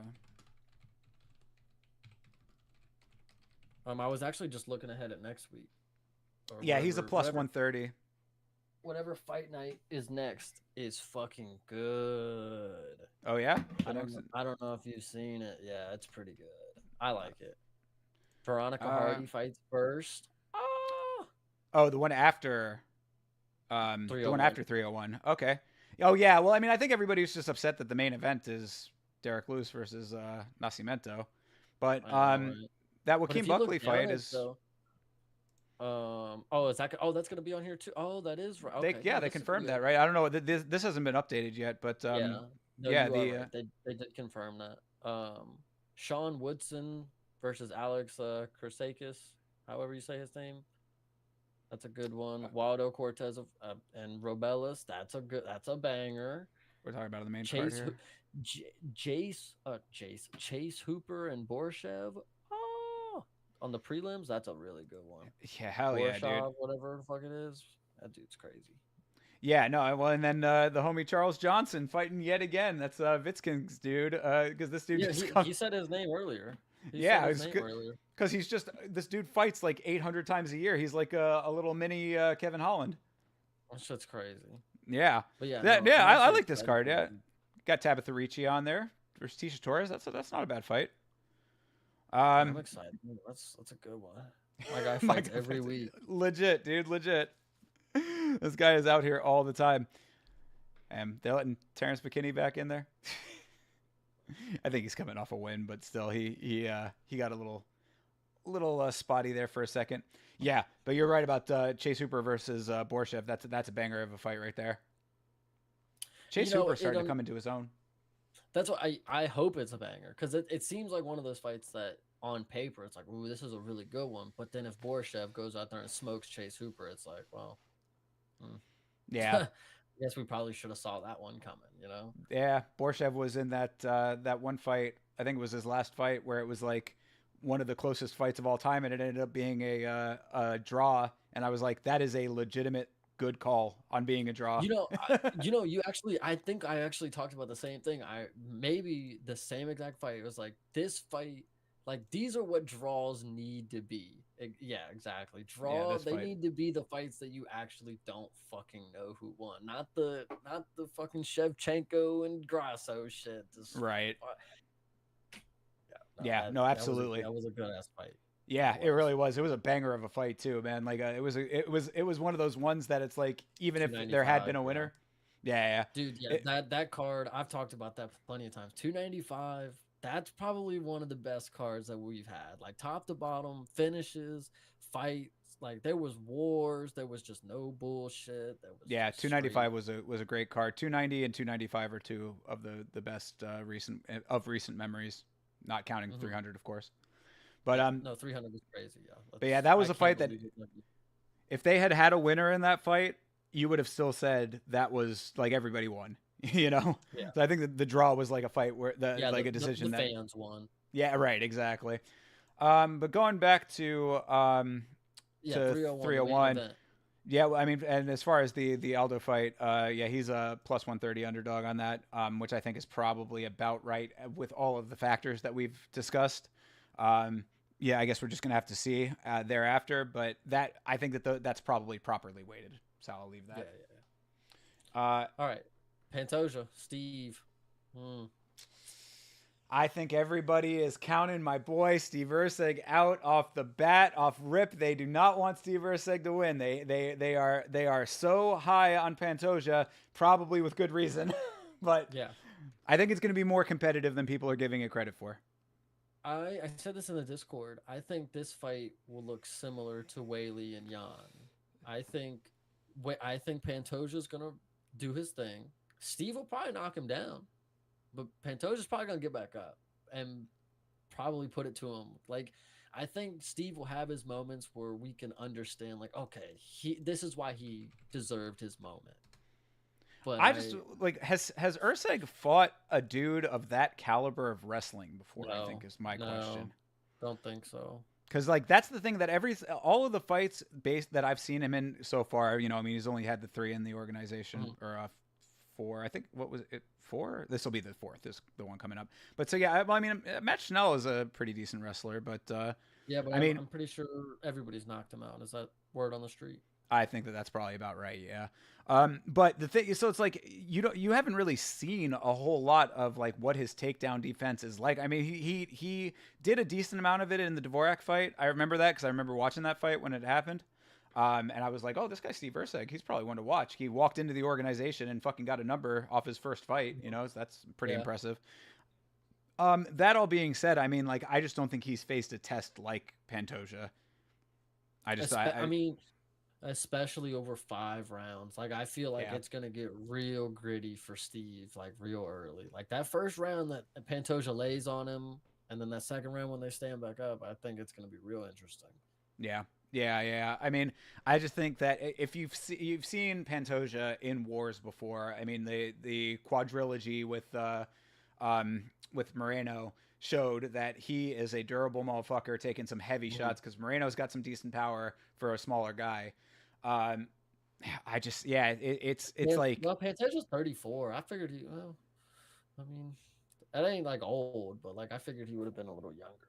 Yeah, no, I mean, because he's been in it for a minute. I mean, like he was their first fight, Pantoja and Moreno, was like the Ultimate Fighter finale, if I'm not mistaken. Oh, Jesus fuck. So yeah, I mean, I mean his resume is pretty on point. Couple little losses here and there, but losses again. KO Matt Schnell. Yeah. But yeah, when going back to where, oh, they don't have it listed here, but yeah, I believe that this first one was the Ultimate Fighter finale. If I'm not mistaken. I hate how they list it. It's because it's in the fucking main card, and that's so stupid. Yeah, we went over the tough finale. Stupid shit. Yeah, for sure. But so yeah, I mean, this resume is pretty on point for the lower weight, and I mean, a lost to Alaskarov, that's probably something that he probably could win now. You know what I mean? Like, I think that he's probably evolved to the point that he could get that back if they ran that back. Yeah, I mean, I just think that the proficiency in the grappling is going to be a little bit overwhelming for Ursay, to be frank. And then another thing to make note, Alex Perez, that's a dude that just got the knockout last Saturday, right? Correct. Yeah, correct. Dude's already fucking beat the dude who's just won, ready to come up. Like, that's crazy. Like, yeah. So, I mean, like, win over Royval, the 2 wins over Royval, I mean. Oh, actually, since we're talking about Pantoja, let me see what you think about this. So I think the reason that Mokaev is not getting signed is because I think Pantoja's making it known that after 301, I'm ready to go again against Mokaev. Oh, that's what you're thinking is the play? Well, that's what I mean. There's no reason that Mokaev can't fight down. Like, I mean, you just saw, okay, Tatsuro and Josh Van, they both just got booked. And then Tim Elliott apparently is not booked anymore. It's like, Mokaev could have fought down. But there's a reason that he's not. And it's probably because they need a title fight for a card coming up here soon. And Pantoja's active, and they'll throw him another fight. I mean, yeah, that is true. He is one that of all of these champions has not been on the I want to double champ, I want to do all this different crazy shit. He just wants to defend that belt like a good champion does. So, Yeah, I mean, that could be. I Oh, haven't he already heard beat that. Tim Elliott. Yeah, Anyway, but yeah, I haven't and heard that Charles Johnson, specifically. there's your guy. Yeah, well, that again, a win over Charles Johnson is something that you have to take in, take in consideration with all of the other factors because, like I said, that dude is fighting every fucking week. It feels like for sure. Yeah, Um, and then a win over Malcolm Gordon. I mean, that's pretty par for the course, I would say. Um, but yeah, I mean, I think that I haven't heard that specifically that's something that's on the horizon. But if it is, I mean, I don't see any problem yeah. with it. This is another Mystic Mac moment. Okay, hey, Chase is fair enough. cooking here. Talk that shit, bro. I like I'm it. gonna say if you don't, and I think it'll be earlier than we think. It'll probably be like if 301. Let's hold on. When is 303? If 303 is in like a month, oh, they're That's okay. Hold in on. that should be 2 months from June. now. Oh, June 29th. Oh yeah, Oh no, that's Connor and no, Right? but they Yeah. do need a title fight on that though, because Joe Pyfer is not. There's no way Joe Pyfer is the co-main event on this card. Just ain't no fucking way. Oh yeah, really? Oh well, because it's against Barrio. Oh no, no, they got this wrong because fucking Khalil and Jamal's on this card. That's got to be the co-main. Oh, for sure. Yeah, yeah, most definitely. Yeah, that's No probably not way. updated yet. So yeah, okay. So this is the actual current version of the card. Connor and Mike Yeah, yeah, Chandler, okay, Hill okay. versus Roundtree, Bueno Silva versus Macy There Chase goes on. I your like boy that fight. Cub. Yeah, hell yeah. Cup versus Andre Feely. That's a good fight. Yeah, I like this card actually. It's not oh, and Vitz's girl Jillian Robertson's fighting. That'll be cool. Okay. She's probably about to So get a yeah, pretty nice win too. I want to say we'll see Pantoja. If not this one, 304. I feel like he could make 303 because he may come out here and smoke fucking Ursek. Like that would be expected. Like Mm. he is the champ. Ursek is very down in the rankings. He should come out, smoke him, get another title fight here in the next few months, like whatever. Word. Yeah, I mean, it's certainly a possibility. I mean, it really, I guess, just depends on how competitive that fight is, right? I mean, that's true. And I guess he's the only person that I can even throw out like a timeline of when they could fight again. Because everybody else, they just wait for contracts. Like, and they don't. It's crazy to me actually that the flyweight division is so shallow, but and that Pantoja is the most active. Like Yeah. he's willing to run. He'll run shit back 3-4 times. Like, fuck. Well, that division in general is in a little bit of an odd spot right now because Moreno just announced that he's on a little bit of a layoff. So, Mhm. so what's going on in that division? Let's see, fighter rankings. So let's see here. So yeah, we've got Royval who just got handled twice. Moreno's out. Amir Albazi, I mean, that's probably one that he's knocking on the door. Everybody's talking about Kai Kara France, like he needs to be the guy, but I think that they are probably going to make that Manil Cop Kai Kara They fight haven't at even some point. updated fucking Perez and Nicolau. Jesus, Yeah, that'll come out in a fucking couple of Monday. days. But yeah, so But I mean, Perez will move up Kaya, to probably about sixth. Yeah, go ahead. Sorry. Kaya, Cara France and Manel, they gotta fight. They Yeah, right. I gotta. mean, after what happened at that pay per view, I think that Yeah. they probably want that fight to happen. So yeah, so Tatsuro's on. Tatsuro can take somebody's spot real soon. Real. yeah, He was probably about to take eighth, actually, or ninth. He was gonna take Tim Elliott's spot, probably. Shit. but that's what I mean. Like, if you look at this at the like these rank, even without the so I mean, basically, if like let's just say for argument's sake that Perez and Nicolau just switch, they Yeah. just take each other's numbers, then so you've got, I mean, basically all I'm really seeing if you have Kai Kara France neutralized with Manil Cop as far as like what fights to take go, then I mean, there's really not that much depth going on. Like as far as like immediate next fight, like what's Yeah. the fight to make? I think it has to be Amir Abazi. Where is Unless it he is the at? Mokaev situation. Why is he not active? He fought not too long ago, right? Am I wrong about that? I want to say he hasn't fought in a while. I thought he fought not like maybe a couple. Oh yeah, he June that was 23. yeah, where Oh, he beat Kai Kara. well, yeah, there's that. So I mean, but still, that's going on almost a year. So you're not wrong. He has been kind of waiting around. I think he was injured. I want to say he was Oh, that injured. might have been fair enough. But yeah, I mean, either way, that like I mean, there's not a whole lot like going on in the division as aside from Okaev. So I mean, if that's the fight to make thereafter, then maybe the Mystic Chase is on point with this. Yeah, I'm feeling it. I'm feeling that one because there ain't no like uh, Josh Ban was exposing the screenshots that Muhammad was already booked, and Muhammad's on Twitter saying I need a fight. So it's like I Mm, think that they have him booked, yeah, for right. the fucking title fight. Like Could be. Well, I mean, I guess we'll just have to wait and see what happens in this, in 301, yeah, because I like what else really even makes sense at that point. I think it's either Albazi or I guess maybe Perez is making a case for himself now, but I think he's probably going to get be laid off for just a little bit. He's probably got some kind of medical suspension of some sort. I mean, even though he didn't really take too much damage, but still, I just that normal like grace period time off that they usually take. the little tidbit, when they did say Muhammad is already booked, that basically solidified it for me that he's gonna fight for the title next, and that probably means that we'll see Roy Val versus Amir. Mm-hmm. Whenever Amir comes back, if he's coming back soon, whatever, Yeah. that's probably a fight we'll see get So, booked. so that's what you think it's going to be? Is going to be Pantoja versus Mokaev, and then Abazi Roy Val and versus Amir, Roy? because Yeah. Okay.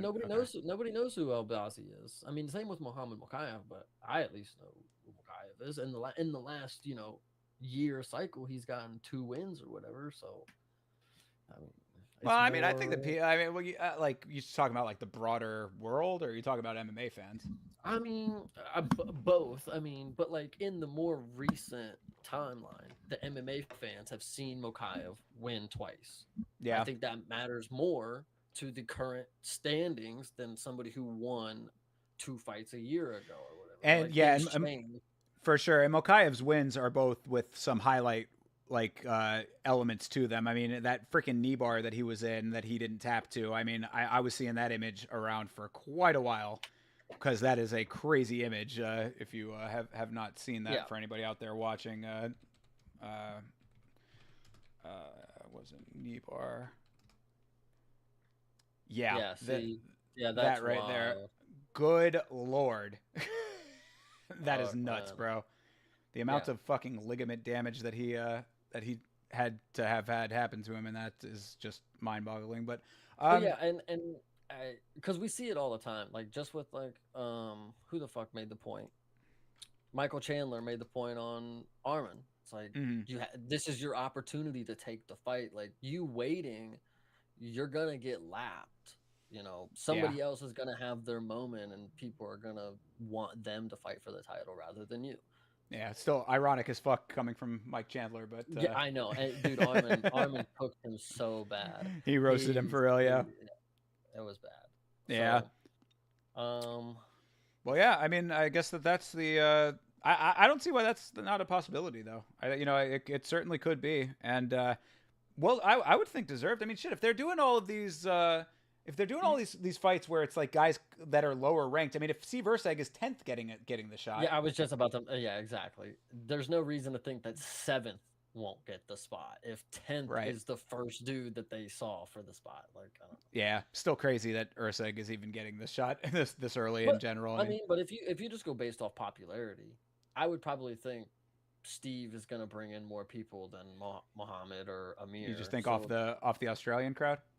I guess. I mean, that's probably why UFC threw him in there because like they could have thrown Makayev, they could have thrown you know Kaya, Cara France, like they could have thrown people that are not 10, but they Right. threw him probably because Australia is gonna cook up for him. I don't know. Hey, fair enough. I mean, all right. Well, I guess we'll have to wait and see what ends up happening. But I guess Yeah, overall consensus is it's going to be a more competitive fight than people think. But Pantoja is facts. probably going to take it, right? I mean, I guess it's kind of where we're I, landed. I we actually talked about it too. It's like when it comes to dominance as champion, like I think Pantoja is about as dominant as it gets right now. Like It's he true.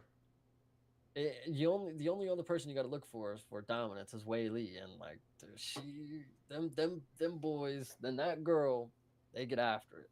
Yeah, no, it's true. I think that that's a pretty accurate assessment. And I mean, the other thing too with it is that Pantoja at this point now, after having defended, like I think that they really right now, because of the state that the division is in general.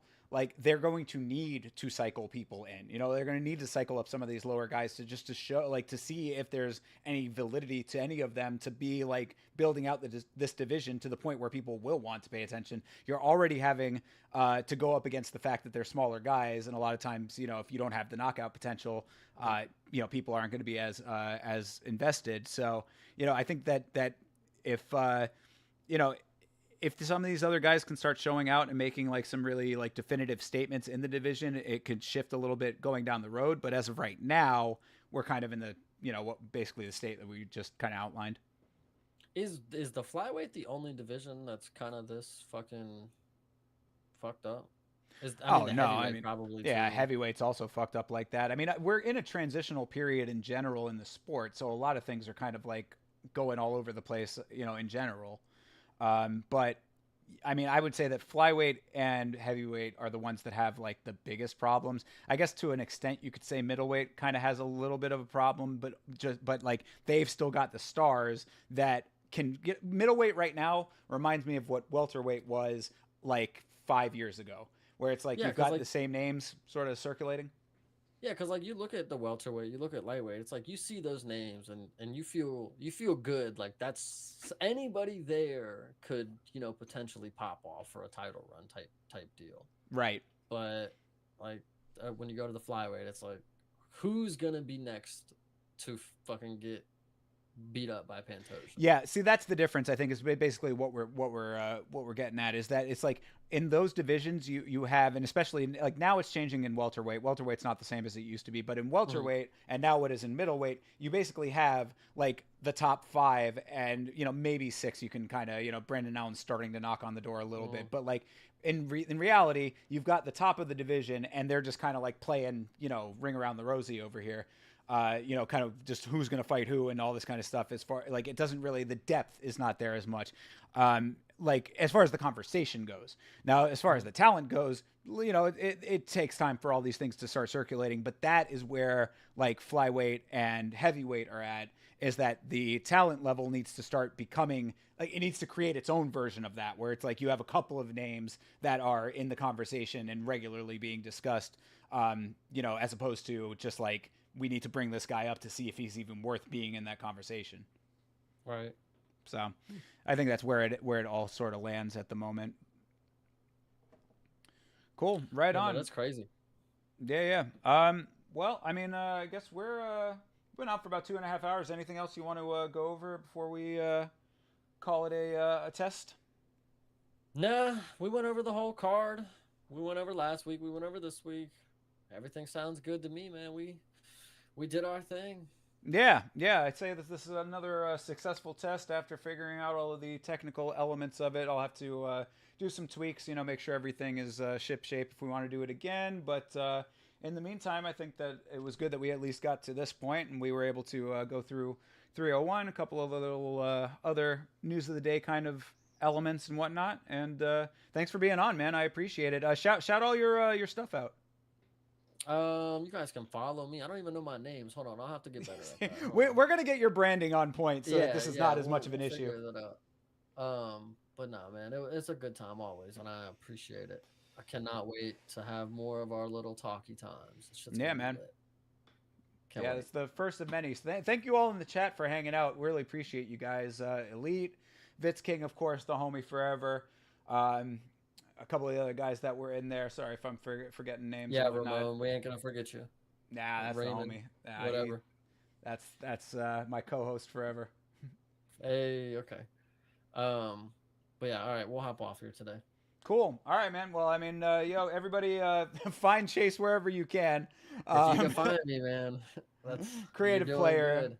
Yeah, a creative player on a lot of stuff, but yeah, follow the homie Chase if you can find him. We'll get his branding on point to get those links a little bit easier to find, and In the meantime, Exactly. Fate knows.